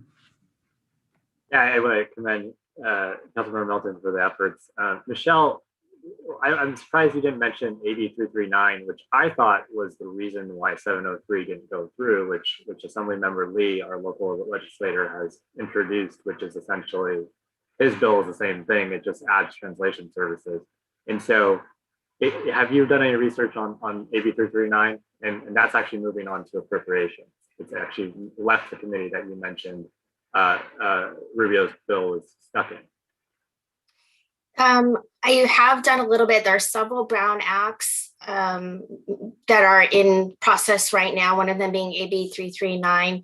That, as you mentioned, just went to the local government committee on April 28th. It's expected to be amended.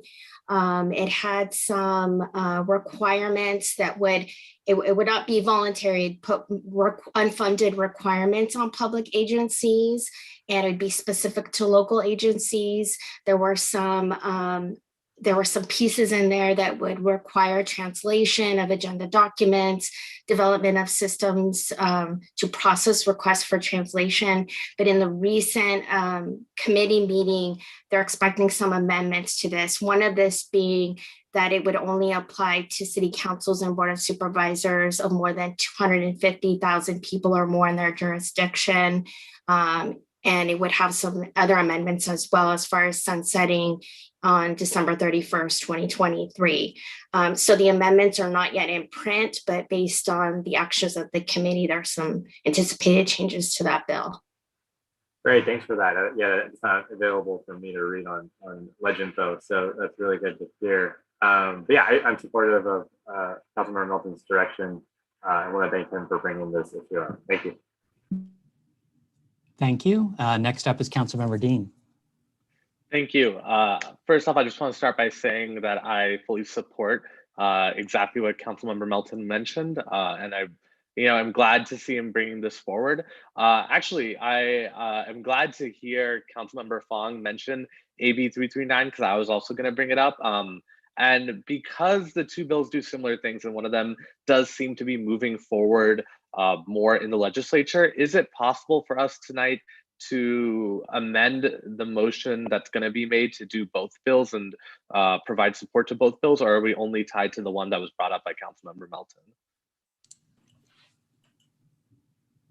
We're limited because we noticed it is 7:03. So if you would like, you could ask for it to be agendized and have it incorporated when it comes forward for the long-term advocacy, and we could do it at that time possibly.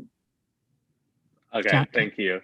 And Councilmember Dean, I think just in general, what Councilmember Melton is proposing is a policy change, which would, encourage, as opposed to trying to deal with exactly what we did with this bill that's on our table today, that it keeps changing from a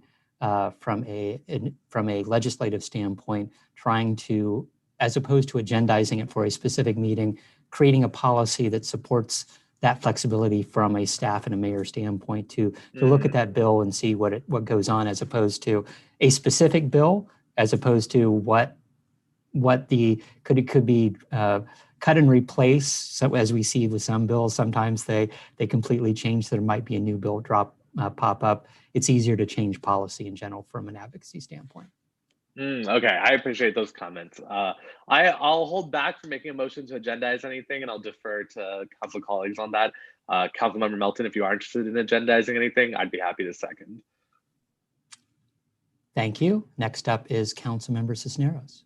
Thank you, Mayor. I just wanted to say I also support what Councilmember Melton brought up and was saying about all the reasons why it would be really helpful to go ahead and take a position on this bill, which is now a 2-year bill. That, sometimes you may think that, because it's not happening right now, it's not really relevant. In fact, I think that we have a really great opportunity, if it's a 2-year bill, to be involved with the process and to lend our expertise to those amendments and those workings of the bill that are going to happen. So I really welcome that opportunity and applaud the timeliness of this agenda item. I also very much look forward to seeing how we're going to apply this here in Sunnyvale, and look forward to that discussion with my colleagues about how we want to see our own city meetings go moving forward.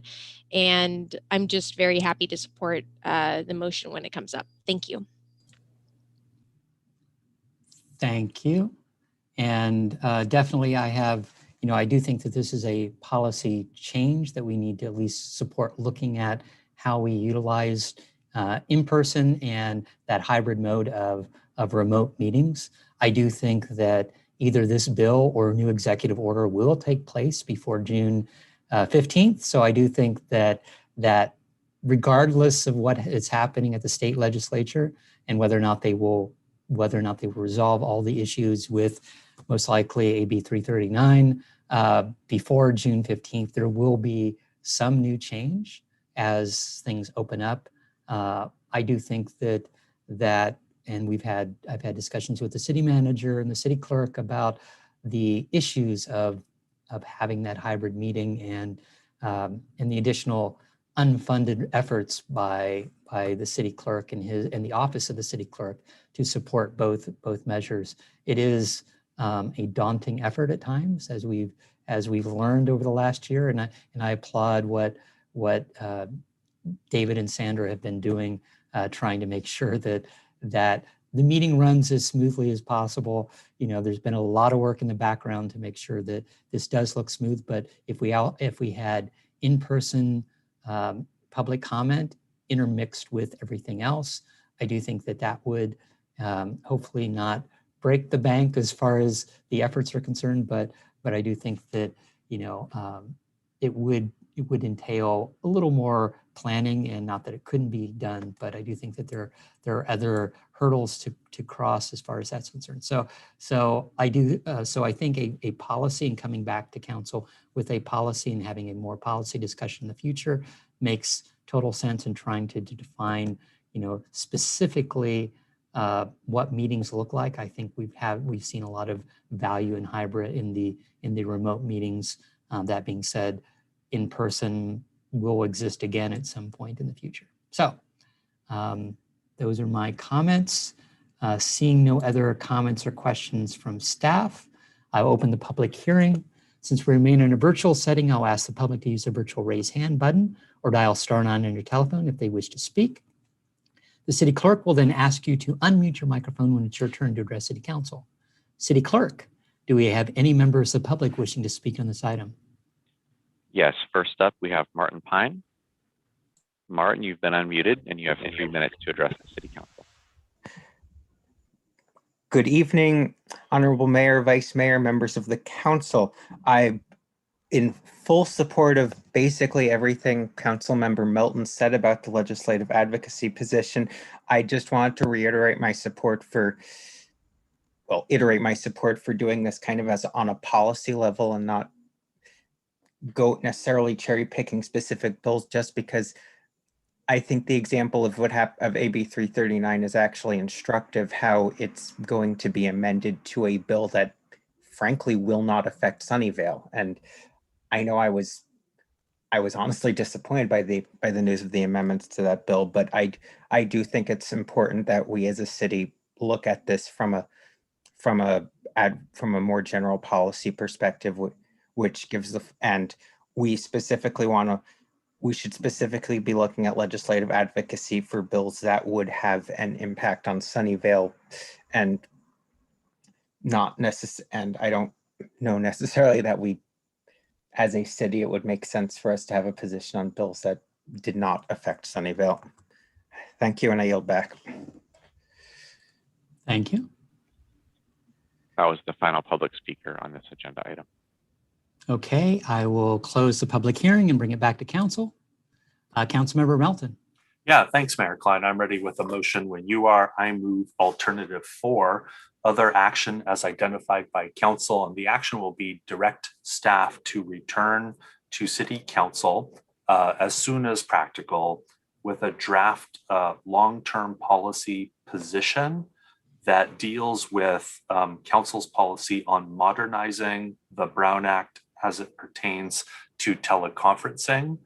Take the best of N2920 in that it made public input easier and made it easier for council and staff to participate in council meetings remotely, and made things easier for boards and commissions to meet.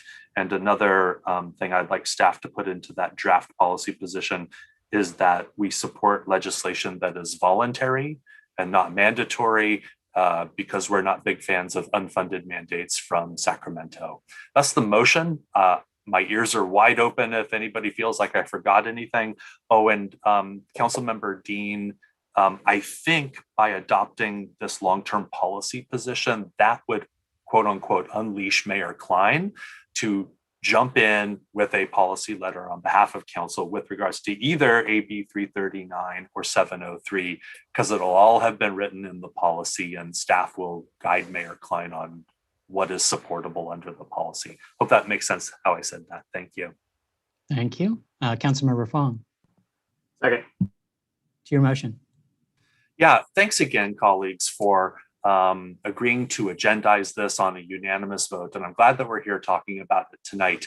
You know, people are starting to look forward to the end of the pandemic. And every once in a while, you see a survey or somebody asks a question of, you know, out of all the tough things that happened out of the pandemic and the shelter in place and the COVID emergency, what are the silver linings that you see? And almost everybody says, you know, it's easier to participate electronically in public meetings at your local city council, your local school board.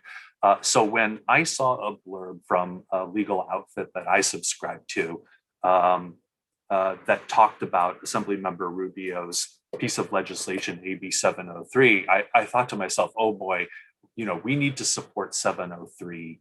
And then staff came up with the even better idea, which is, you know, council needs to stake out a policy position in case what exactly happened with AB 339 came down the pipe.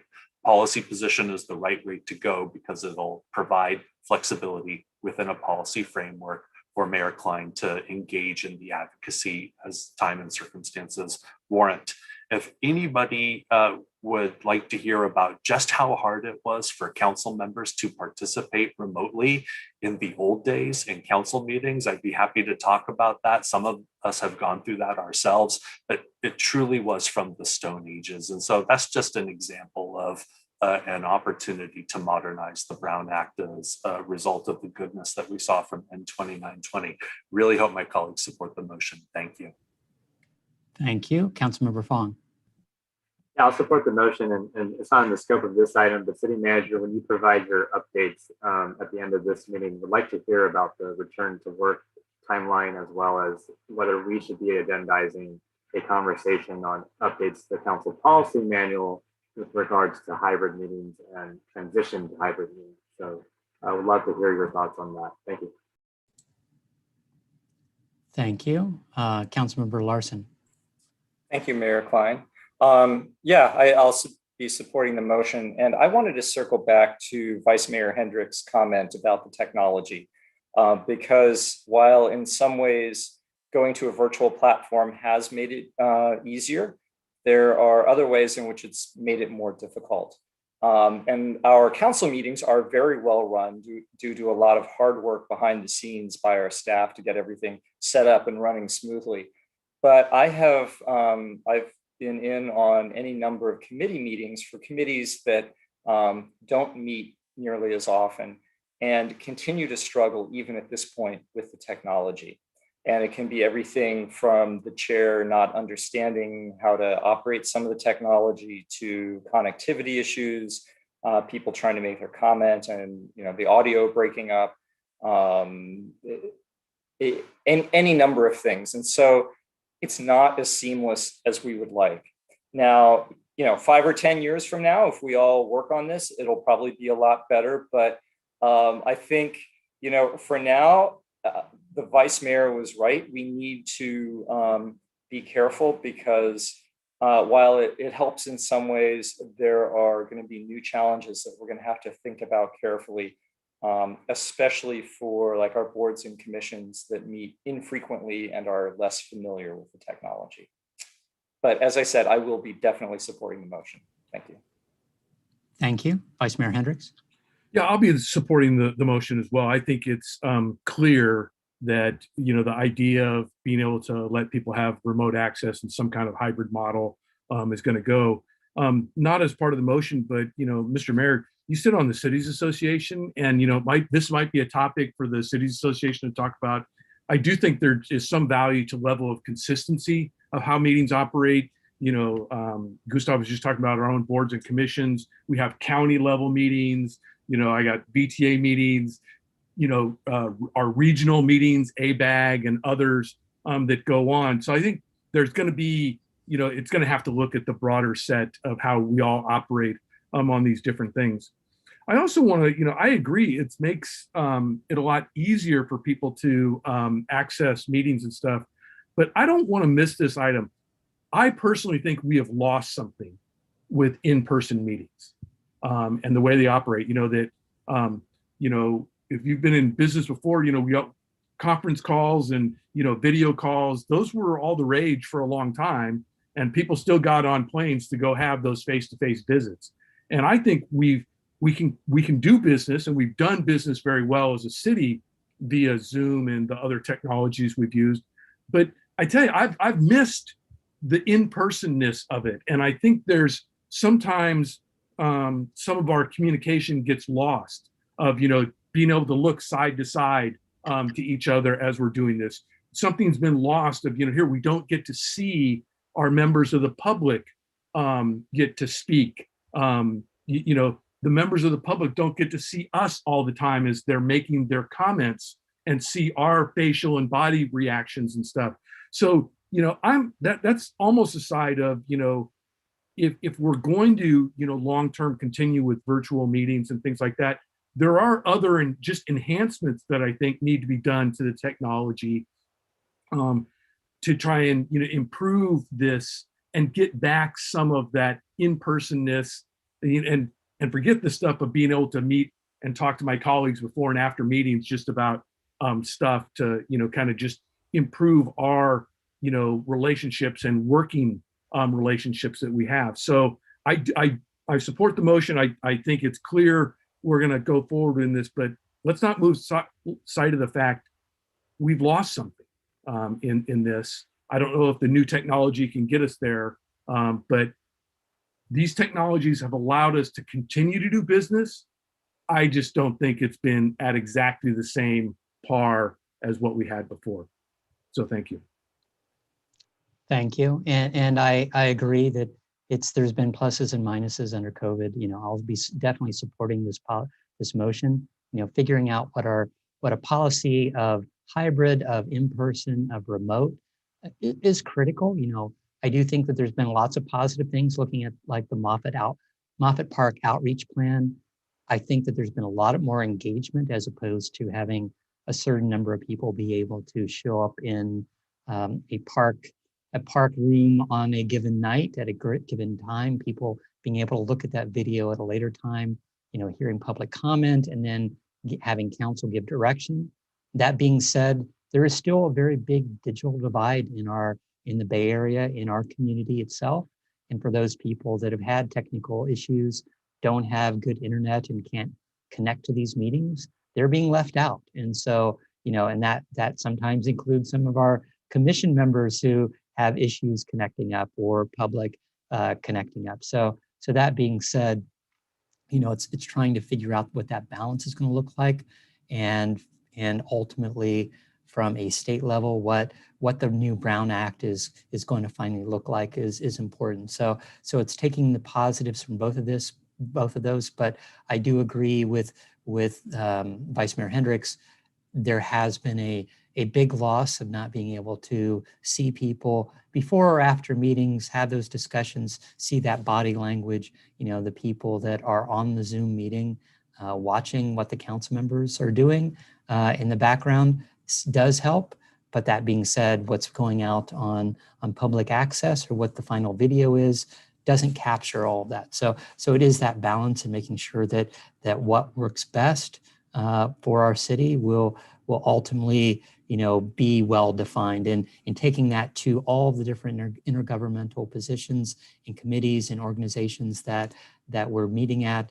I do think that it does entail a large effort, and we'll see what the state legislature or the governor comes up with as far as what that decision is in the next 2 months. So with that, City Clerk, can you please conduct a roll call vote?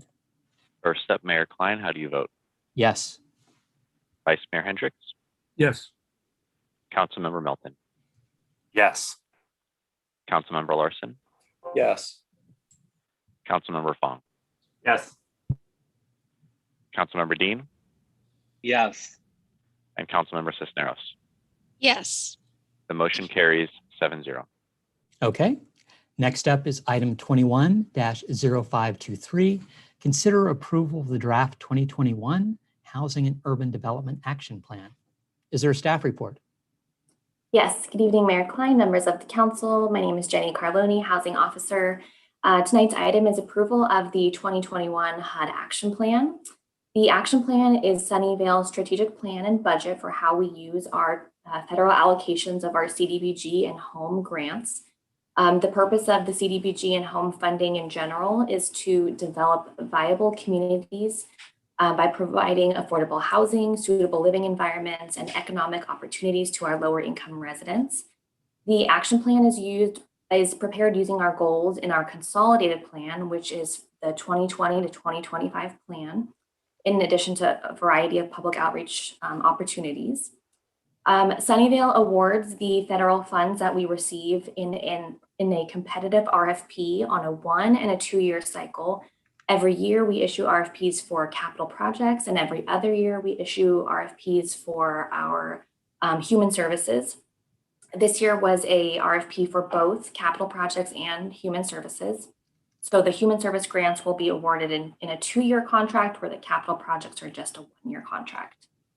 For 2021, Sunnyvale received about 1.18 million in CDBG and about 400,000 in home.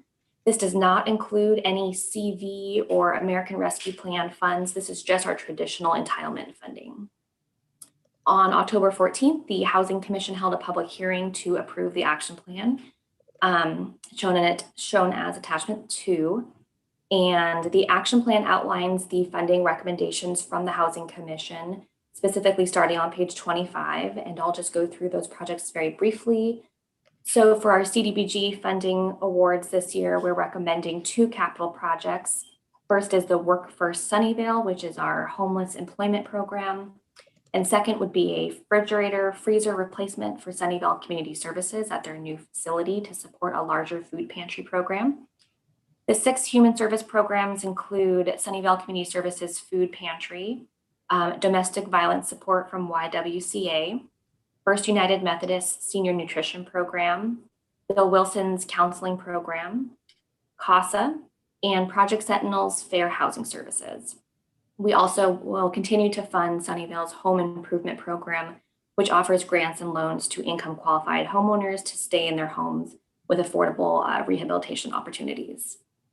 For our home proposals this year, we have decided to continue funding our tenant-based rental program, which is operated by Abode, to continue the base 20 households that are currently enrolled in the program. You'll see in the report that we have a significant amount of home funding available, but what we're going to be doing this year is kind of revamping the program to see where our needs are greatest and see how we can grow the TBRA program. So we're not recommending to fund all of our home funds this year. Home funds can sit in a pool for about 5 years before they become, before they have to go back to HUD. So we still have plenty of time to work with those funds. So we hope by next fiscal year, we'll be able to allocate a large amount of money, hopefully near $2 million, to a new program, whether that's TBRA or something other that might be better served with those funds. The action plan does not reflect the city's general fund human service grants supplement, which is in the amount of $135,000 this year. You'll see that list in the staff report, but that's not part of the actual action plan. That's just going to be part of the budget report that the council receives in June. It's just here tonight for your reference to see which applications we received. So with that, staff is recommending that the council approve the 2021 action plan so that staff can submit to HUD to begin all of our funding programs on July 1st. Happy to answer any questions. Okay, I'll take it to council. Councilmember Fong. Yeah, thank you, Mary, and thank you, Jenny, for the presentation. So I think it's a little, I think we do need to talk about the budget here, as we have been doing all night long. In terms of I forgot 28 million that we're getting from American Rescue. What portion of that will go towards these types of programs that staff may be thinking, oh, we don't need to allocate as much this year because we're going to be getting rescue plan funding?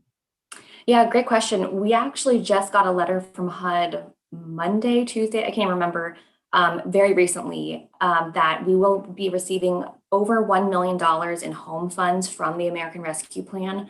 We have not, as staff, even sat down to discuss what to do with that fund because we are still working through our CV and now our 2021 plan. So we're hoping to have a little bit of a pause to breathe and kind of sort through the funding before we consider how we're going to allocate, whether we're going to go competitive or just roll simply into a larger TBRA program. So the answer is we have funding, a significant amount of funding coming shortly. We just don't know how we're going to move forward with that quite yet. And for the TBRA, that's only for residential residents versus small businesses that owe money even Correct. after their PPP, right? And so correct, yeah. Would we be able to use that 1 million towards a commercial tenant-based rental assistance to ensure our small businesses are able to stay here? I'm not sure if home funds can be used for that. I'd have to go back and look. I know CDBG has a portion that can be used for economic development. And we looked into that a little bit when our city economic development department was doing the small business loans. But there's a lot of nuances where the employees have to be of a certain income category. So there was a lot of requirements that fell with those CDBG CV funds. But with the home funding, home is traditionally used more for construction or for tenant-based rental assistance programs. So I'm not sure if there's an economic development component of home, but we will look into that as we kind of sift through the new funding allocation. And in CDBG, I think there's a category CDI or something. I forgot what it stands for. It's Community Development Initiative. I can't remember. But that's, I think, the category you might be referring to of being able to allocate. You mentioned it being certain categories of employees getting residential rent assistance or the actual business themselves? The business themselves. Okay. Okay. Yeah, they qualify for funding based on the makeup of their employees and certain other steps. I can't remember off the top of my head right now, but it was based on the makeup of the employees, not the general business. So when will staff be incorporating the $1 million in home? Will that be incorporated into the budget we're about to see, or is that another separate fund and issue that will be brought back to council at a date to be determined? It'll be separate. It looks like, and again, we just received this. I believe we have 10 years to actually spend this money. So it's very different than our current home funds. But what we would do is if we decide, let's say over the summer, how we want to handle it, maybe we go out with a competitive RFP process, then the funds would be brought back to the council in a substantial amendment to the current 2021 action plan that we're approving tonight. So down the road, it'll just become an amendment to this current plan once we decide how we're going to allocate those funds.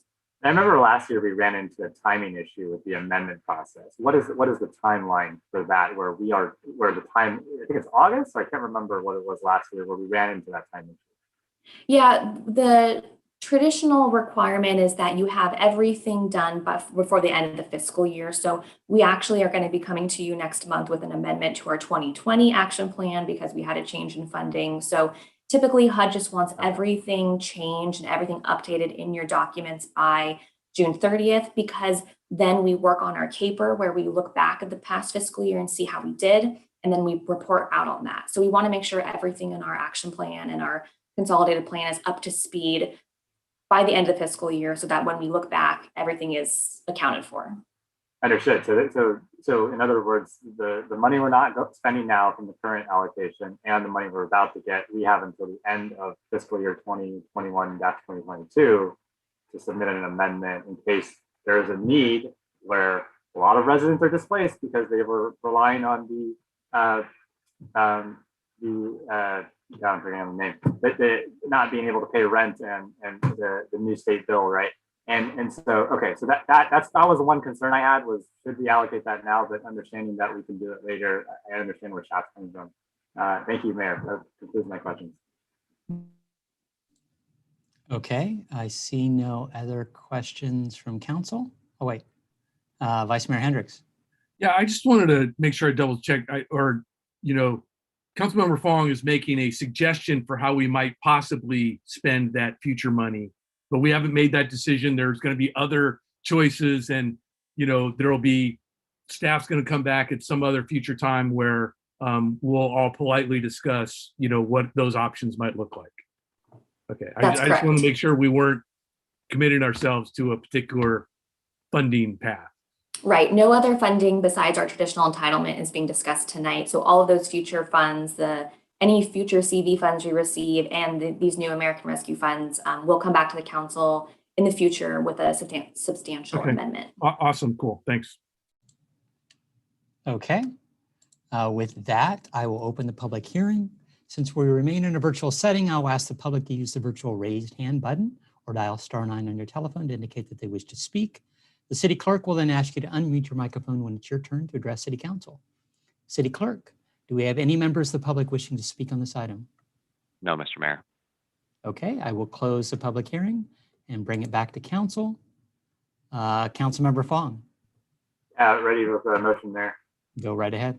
I'll move alternative 1 staff recommendation to approve the 2021 HUD action plan as shown in attachment 2 of the staff report. Thank you. Councilmember Melton. Second. To your motion.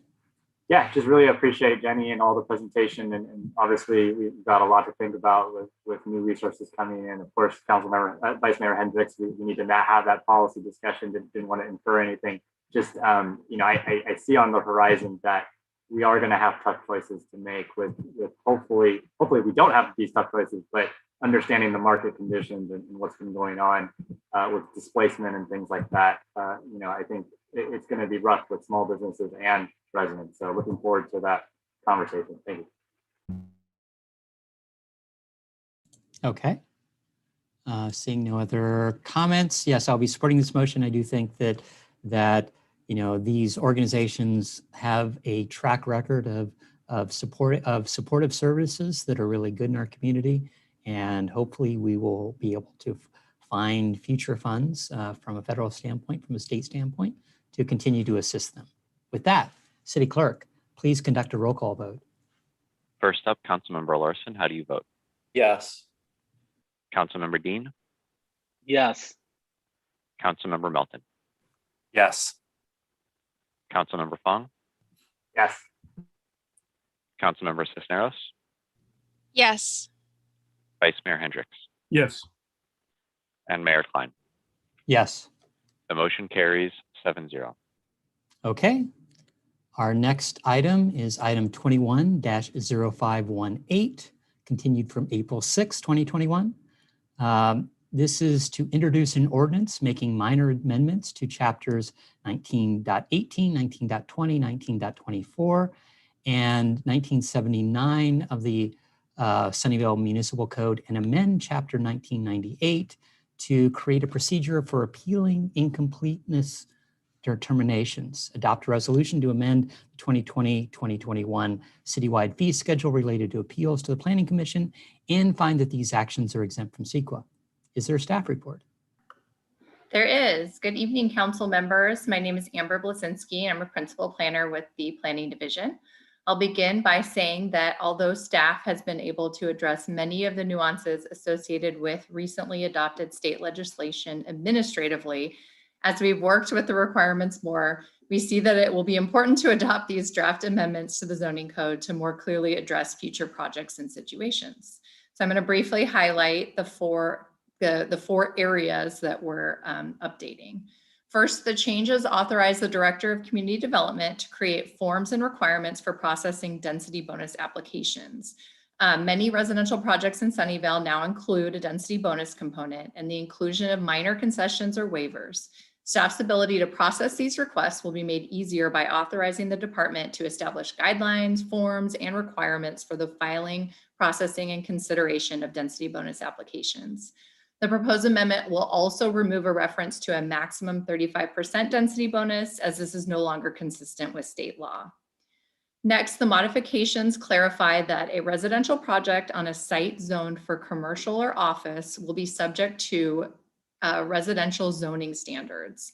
With the 2017 adoption of the LUT, the parcels designated for village mixed use were not rezoned to a compatible residential or mixed use zoning designation, because it was anticipated that that would occur along with the development of these individual precise plans for the village centers. However, recent legislation did not give the city as much discretion on these properties, and it has become critical to add language to Title 19 that addresses this issue. The new language clarifies that when state law requires the city to allow a residential project on a commercial or office zone site, the project will be subject to a compatible residential standard to a project of equivalent density. It's important to note that the inclusion of language pertaining to the office zone sites was added after the ordinance went to the Planning Commission, as it was more recently discovered by staff, this is discussed in the report to council. Additionally, the language that was previously included in the draft ordinance attached to the report has been modified by staff since the release of the report due to ongoing communications between staff, legal counsel, and future project applicants. The newest language was provided to you, I think, today and is highlighted in yellow for ease of review. We're also proposing to make minor technical amendments and clarifications to the city's accessory dwelling unit ordinance. As you know, the city made significant changes to the ordinances after legislation was passed in 2019. However, there were some items that staff felt were critical to update from the original ordinance based on newer state guidance and staff's ease of using the ordinance. These changes include additional definitions, clarifications on parking replacement, and references to specific development standards that will be applied for non-streamlined ADUs. After the release of the report to council, staff received an email from a member of the public who tied an unrelated ADU request to tonight's ordinance changes, and staff wanted to make sure the letter and our responses were made public because of the mention of tonight's hearing. Staff has communicated with the property owner regarding what ADU opportunities are available on their multifamily property. However, the email is from a third party on behalf of the owner. Staff has explained to both the owner and emailer that the addition of the word within will create consistency between our ordinance and the state legislation and does not change the meaning or allowance for ADUs on multifamily parcels. The inquiry is in relation to a duplex owner who wishes to add on to the existing duplex structure to build a new attached ADU. However, because duplexes are classified as multifamily per the state, for ADU purposes, this type of ADU is not one that the city is required to allow under state law or that we allow under our current ordinance. Staff has also informed the property owner that we are not proposing to allow any multifamily ADUs beyond what is required under the state law because we already have to allow up to 2 detached ADUs of a certain size and additional ADUs created out of existing non-livable areas of the multifamily dwelling, which can include garages, laundry rooms, storage space, etc., and allows up to 25% of the existing units in new ADU units. Going beyond what is required by state law could have some significant impacts as these properties have already been given the opportunity to potentially exceed the density allowances that are set forth in the general plan. And allowing additional types of ADUs on these sites could create issues on the city's infrastructure or other city services. Again, the ordinance changes as proposed in relation to ADUs do not make any difference in this particular instance, but staff wanted to make the email and responses public because they mentioned tonight's hearing and proposed ordinance changes. Lastly, the changes create a process for appealing a staff determination that a development application is incomplete. Staff does not currently have a specific process for this determination, which may result in an appeal of this nature having to work its way through the Planning Commission and then up to the City Council. The issue with this is that the timelines associated with the newest housing legislation have strict requirements for projects and a cap on how many public hearings a project can go through. So the new language in the ordinance would clarify that this decision by the Director of Community Development would only be appealable to the Planning Commission. This new process also has a new fee type associated with it, which is the same fee as a similar process for an appeal of a non-public hearing item or non-public hearing decision by staff. So with that said, staff is recommending alternative 1. I'll save the time on repeating that long-winded title. And these proposed changes really just help staff provide information to the community and applicants that's clear and understandable and just makes processes more seamless. And the Planning Commission heard this item on April 12th and voted to recommend alternative 1 to the council. Thank you. Thank you. Are there any questions of staff? So I had a question. You know, one of the things you talked about the ADU update, and I know I've utilized that ADU flyer, that several page flyer that educates residents on what can and can't be done from a city standpoint. Are there plans to update that flyer based upon these changes? Yeah, so we actually just updated the flyer to make it even better, I hope. Rebecca and I both worked really hard on that.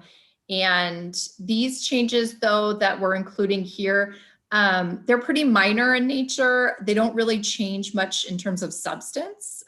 So of course, when we finish this, we'll go back and make sure that there's nothing that needs to be changed in those documents. But those brochures are actually geared towards single family ADUs. And that's because the multifamily ADU regulations are so complicated that actually we prefer to just address them individually, because, you know, multifamily can range from 2 to hundreds of units, and that can get really complicated when you're, you know, when you're working with individuals.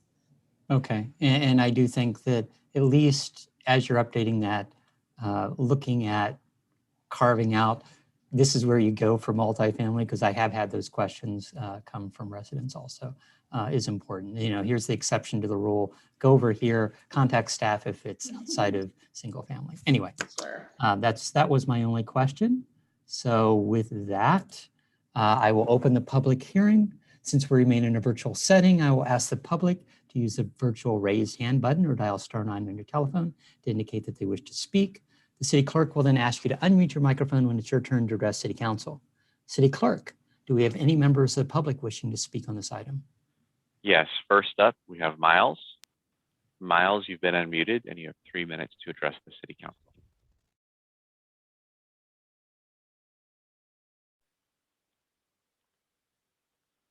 Miles, you should see a pop-up on your screen asking you to unmute.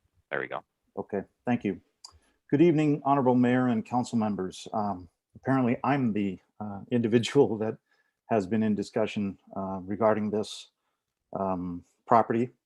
I come before you this evening as an ADU consultant, as well as a former local jurisdiction employee working for 3 peninsula agencies over the past 20 years, in order to voice my opposition to the ADU ordinance update, chapter 19.79, that is before you, as well as to inform you that the Sunnyvale ordinance as it currently exists does not conform with state law, in contradiction to what has been stated tonight. Specifically, that state law is Government Code section 65852.2.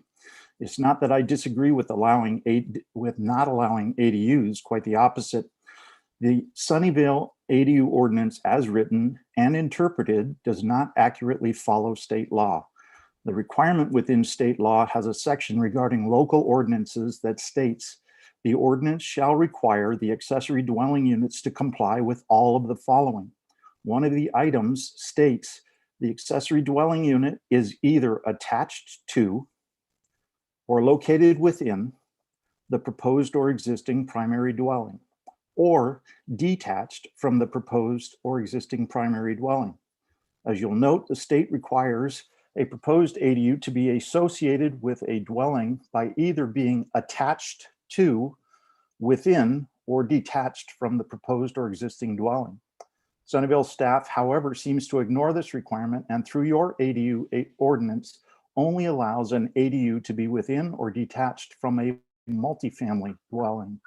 The only type of attached ADU that staff and your ordinance will allow is to a single family dwelling, clearly not conforming with state law.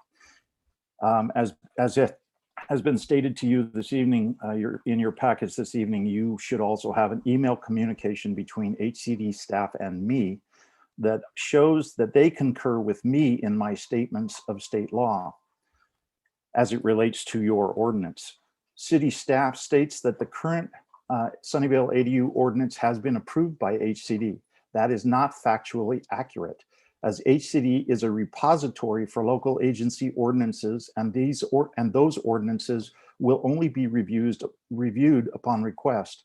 When I requested the filed copy of the Sunnyvale ADU ordinance from HCD, it came with a statement from HCD which reads, Please note that HCD's receiving of a jurisdiction's ordinance does not convey its approval.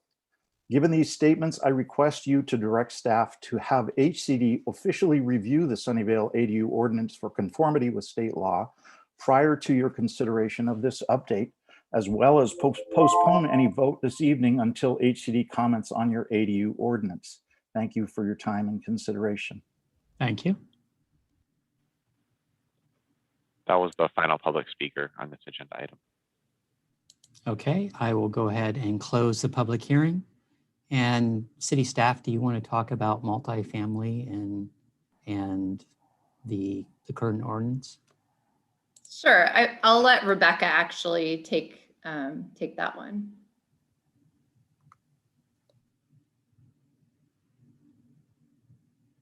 You're muted, Rebecca. Thank you. Sorry about that. So the issues that the speaker was bringing up really don't have anything to do with what we're doing tonight with our cleanup ordinance. So he is disputing an interpretation of the state law as it pertains to allowing new construction attached ADUs on multifamily lots. And the changes that we're making are minor cleanup to the wording of our ordinance and don't address that issue. So it's really, something we'll have to continue to discuss with the applicant, but it's not something we can really do anything about tonight. Understood. I was just wondering, is staff continuing to look at, multifamily ADUs? I understand that they focused on a handful, 4 different kind of areas as far as this ordinance update is concerned. Is there a plan to come back for multifamily ADUs, or is that a continuing kind of shifting sand from a state standpoint that we're hesitant to jump into at this point? So as you may recall, the state law creates 2 categories of ADUs, which we set up our ordinance to mirror. So there's the ones that are approved building permit only, that we have no discretion over. And what the state law says is for multifamily, a multifamily lot can have 2 detached, what we call streamlined ADUs. And they can have some number of ADUs converted from interior non-livable space. And that's what our ordinance says. Then there's the other part of our ordinance and the state law, which allows other types of ADUs, such as newly constructed attached ADUs. And our interpretation of the state law, and we've talked to our outside counsel about this, and they concur with our interpretation, is that we are not required to allow new construction attached ADUs on multifamily lots. In other words, we aren't required to allow a multifamily structure to be enlarged to add new units under the ADU law. So the speaker who just gave his comments disagrees with that interpretation of the statute, but we feel confident that our, as confident as we can be with all of these, all of this type of housing legislation, we're confident that we've interpreted it correctly. Okay. And I'll just add that, we don't have any, plans to go back and update, any of these ADU requirements or allowances significantly. That would be, quite a significant study to look into allowing more. I mean, between what we already have to allow by state law, which, is what Rebecca just mentioned, and, all of the increases to the density bonus rules. I mean, these multifamily properties are really able to exceed the density, the densities that we set forth in our general plan by quite a lot already. And, I don't know that there's a easy one size fits all for multifamily anyway, because that ranges from 2 to, hundreds of units. So at this point, we don't have any plan to go back and look at expanding that at all, but we are allowing multifamily property owners to do what is what has been set by the state and what we have to require. Got it. Thank you for that clarification. Councilmember Melton. Yeah, thanks, Mayor Klein. I'm ready with a motion when you are. Go right ahead. Thank you. I move alternative 1, introduce an ordinance to amend certain sections of chapter 1918, 1920, 1924, 1979, and 1998 of Title 19 zoning of the Sunnyvale Municipal Code. Adopt a resolution to amend the 2020/21 citywide fee schedule related to appeals to Planning Commission and find that these actions are exempt from CEQA pursuant to the CEQA guidelines section 15061B3. Thank you. Thank you. Councilmember Larson. Second. Your motion. Yeah. Thank you, Councilmember Larson, for the second.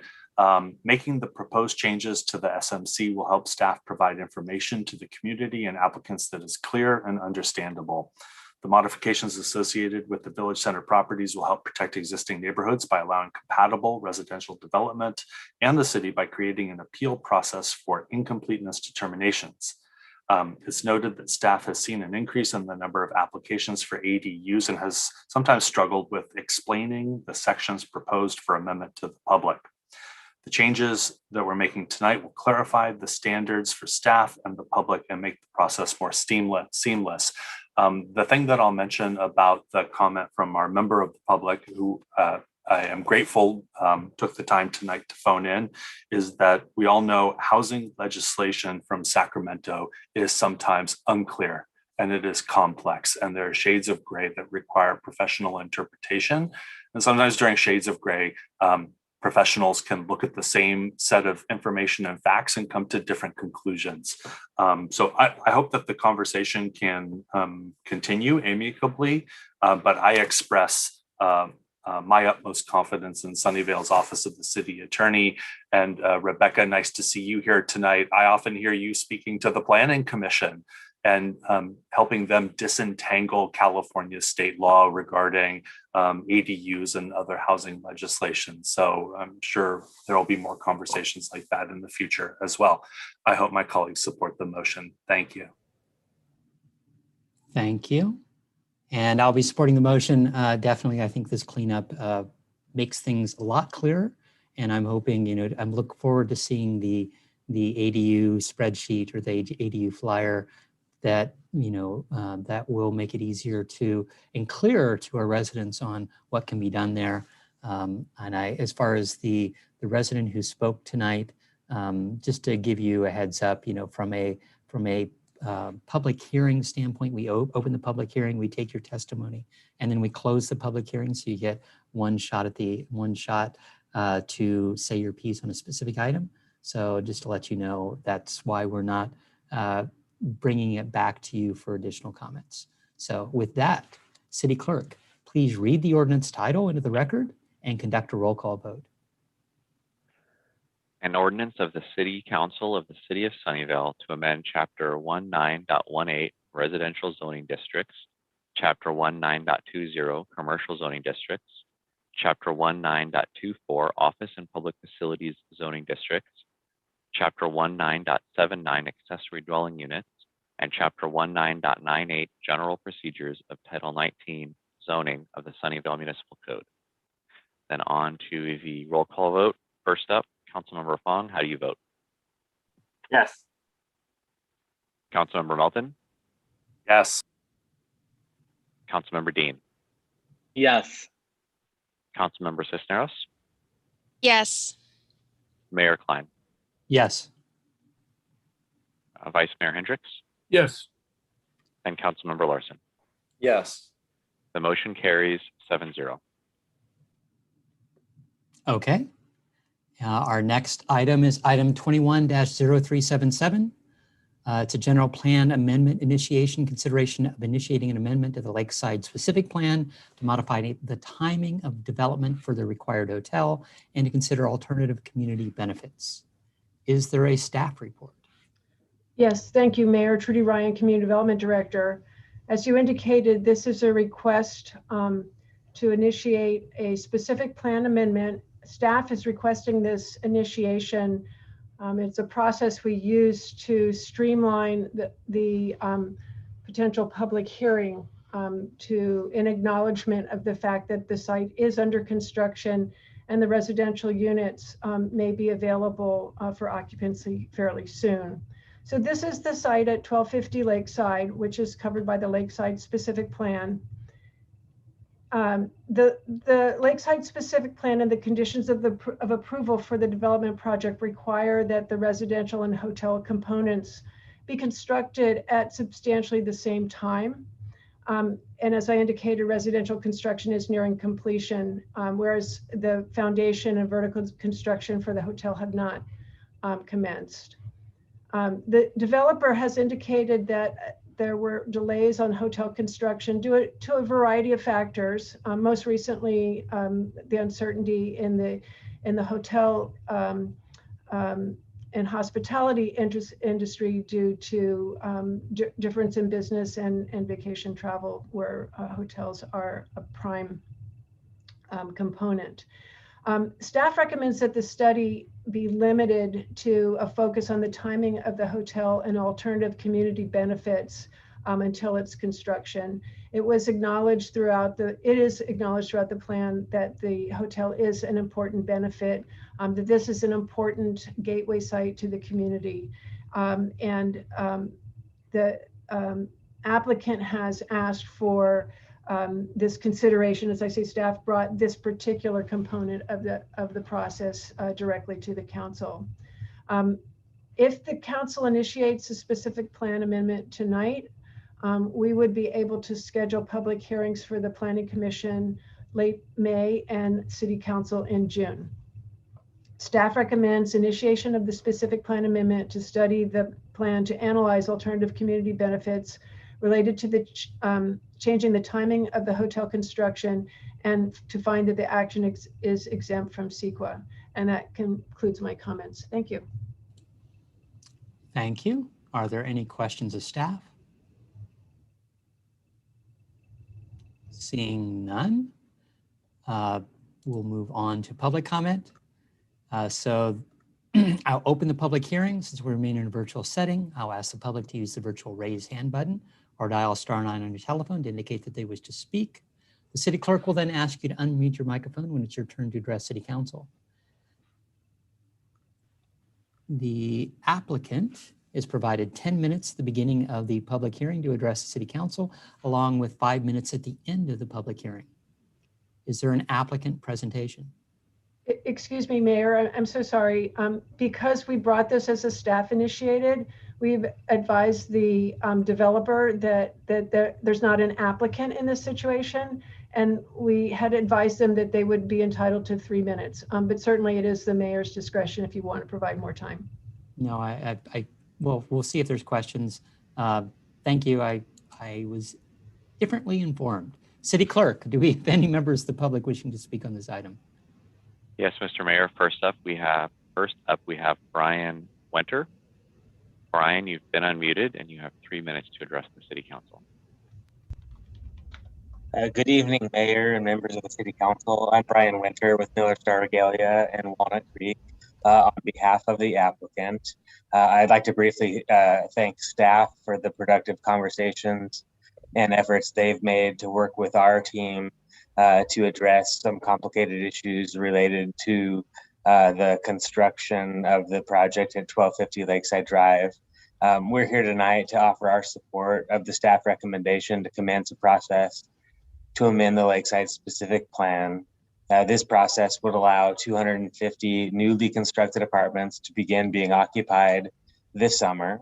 And it also provides certain financial benefits to the city as a result of the pandemic-related delay in the construction of the hotel at the same project site. The council's support of this project and process will allow the parties to productively resolve an important high-stakes issue with what we would characterize as a proverbial win-win. We appreciate your time this evening, and we hope to see you back here next month with respect to the merits of the specific plan amendment. Thank you. That was the final public speaker on this agenda item. Okay, I will close the public hearing and bring it back to council. Councilmember Melton. Thank you, Mayor Klein. Ready with a motion when you are. Go right ahead. Thank you. I'll move alternative 1, initiate a specific plan amendment study to amend the Lakeside specific plan and to analyze alternative community benefits related to changing the timing of hotel construction, and find that the action is exempt from CEQA pursuant to CEQA guidelines section 15378A. Thank you. Thank you. Councilmember Dean. Second. To your motion. Thank you. Right on. Thank you, Councilmember Dean, for the second. The current economic situation has added uncertainty in the hotel industry. Considering alternative community benefits to the timing of hotel construction should be explored. Hopefully my colleagues will support this motion, and if it carries, we would look forward to hearing Planning Commission deliberations and City Council deliberations on this in May and June of this year. Hope my colleagues support the motion. Thank you. Thank you. City Clerk, please conduct a roll call vote. First up, Councilmember Cisneros, how do you vote? Yes. Vice Mayor Hendricks. Yes. Councilmember Dean. Yes. Mayor Klein. Yes. Councilmember Melton. Yes. Councilmember Larson. Yes. Councilmember Fong. Yes.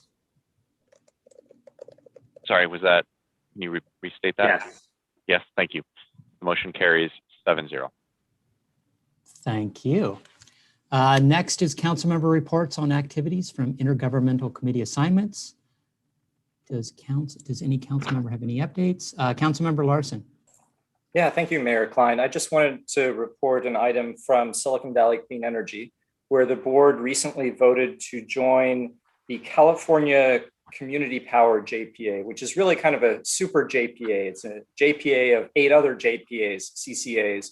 And the idea is that these 8 CCAs will now have a structure for doing joint procurement of renewable energy and better negotiating power. This covers the California coast from Humboldt County to Santa Barbara County and all around the San Francisco Bay. Together, these 8 CCAs serve a load that's equivalent to 40% of PG&E.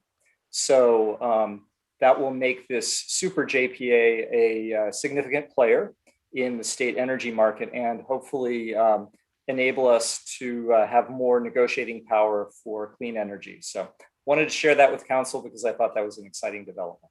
Thank you. Thank you. Councilmember Dean. Thank you. The Valley Water Commission met last week. I just had the update open, but Chrome just crashed on my laptop, which is unfortunate. But essentially they voted and discussed one fee increase that had been paused for this year due to COVID-19. You'll have to follow up with me offline for the specific number because I'm looking for it right now. Sorry. Not a problem. Okay, with that, we will finally move to non-agenda items and comments. Council? Councilmember Fong.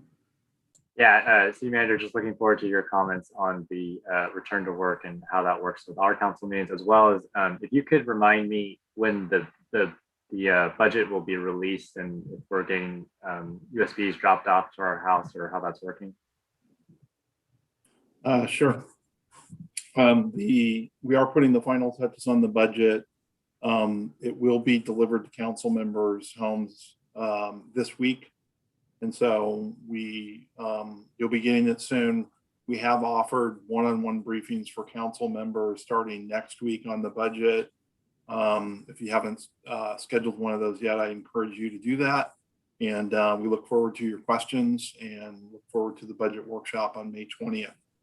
A couple other updates, and you mentioned return to work, and we did develop a work from home administrative policy, and that's been published in draft and shared with our bargaining unit representatives in all the city bargaining units.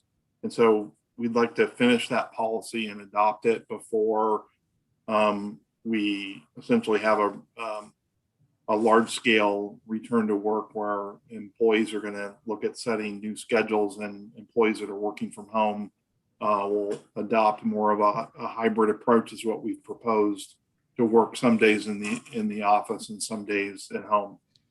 So we're working on that. I don't have an exact time frame. It depends on what kind of feedback we get from bargaining units as to when we can wrap that up. We also need to see what happens with the COVID health orders. You know, there's a lot of anticipation around the state changing its system on June 15th, but we don't know details. And so we continue to look for guidance there. Another thing you asked about, Councilmember Fawn, was just, you know, in hybrid meetings. And you'll see in the budget proposal, we have proposed a new half-time position in the city clerk's office to support hybrid meetings if the council decides that's the format you want. I think we would wait until the sort of Brown Act resolves itself on what options do you have. And so we're not making an assumption that you will go to hybrid, but we want to make that available if that is your choice. If that's enabled under a legislative action from Sacramento. And so we'll kind of keep a close eye on that and see where it goes. Until then, we're planning to continue all virtual. Again, the hybrid does have additional overhead in terms of meeting management and some hardware and software we would need to purchase. So you'll need to support that approach in the budget. And if that's true, then essentially we would, once all the rules are known about how the Brown Act changes, we would return to council and get your direction on what meeting format do you want. If it is a hybrid, then we have the mechanism in the budget to add the position.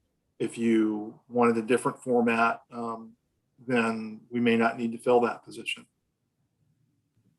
Great, thank you so much. And just on the budget, for the online publishing of it, do you know what date that's going live? Or typically we publish, we get it out to council members first, and then a day or so after it's published on the city website. Great, thank you so much. Okay. Thank you. Councilmember Larson. Yeah, thank you, Mayor. So I have a request of the city manager. This is related to REACH codes. And when the council approved REACH codes last year, there were some exceptions provided to the all electric building requirements. And so my request is to see if we could get, say, an annual report to council, maybe for the first 2 years, on how many times those exceptions have been granted. I think that would help council understand, are these widely used exceptions, or are they used in only very limited cases? So I just wanted to see if that was something that staff could provide. Yeah, that is something. We do have a tracking mechanism already in place to track the exceptions to the REACH code, and doing an annual report to council would be easy for us to take on. Wonderful. Great. Thank you. Thank you. Seeing no other comments or questions from council. City Manager, did you have any further comments or questions? No, nothing to add, Mayor. Thank you. Okay. I want to thank everyone for joining tonight. This meeting will be adjourned at 9:37. Thanks for having an efficient meeting. Have a good week. Stay safe. And of course, may the 4th be with you. See you. Bye.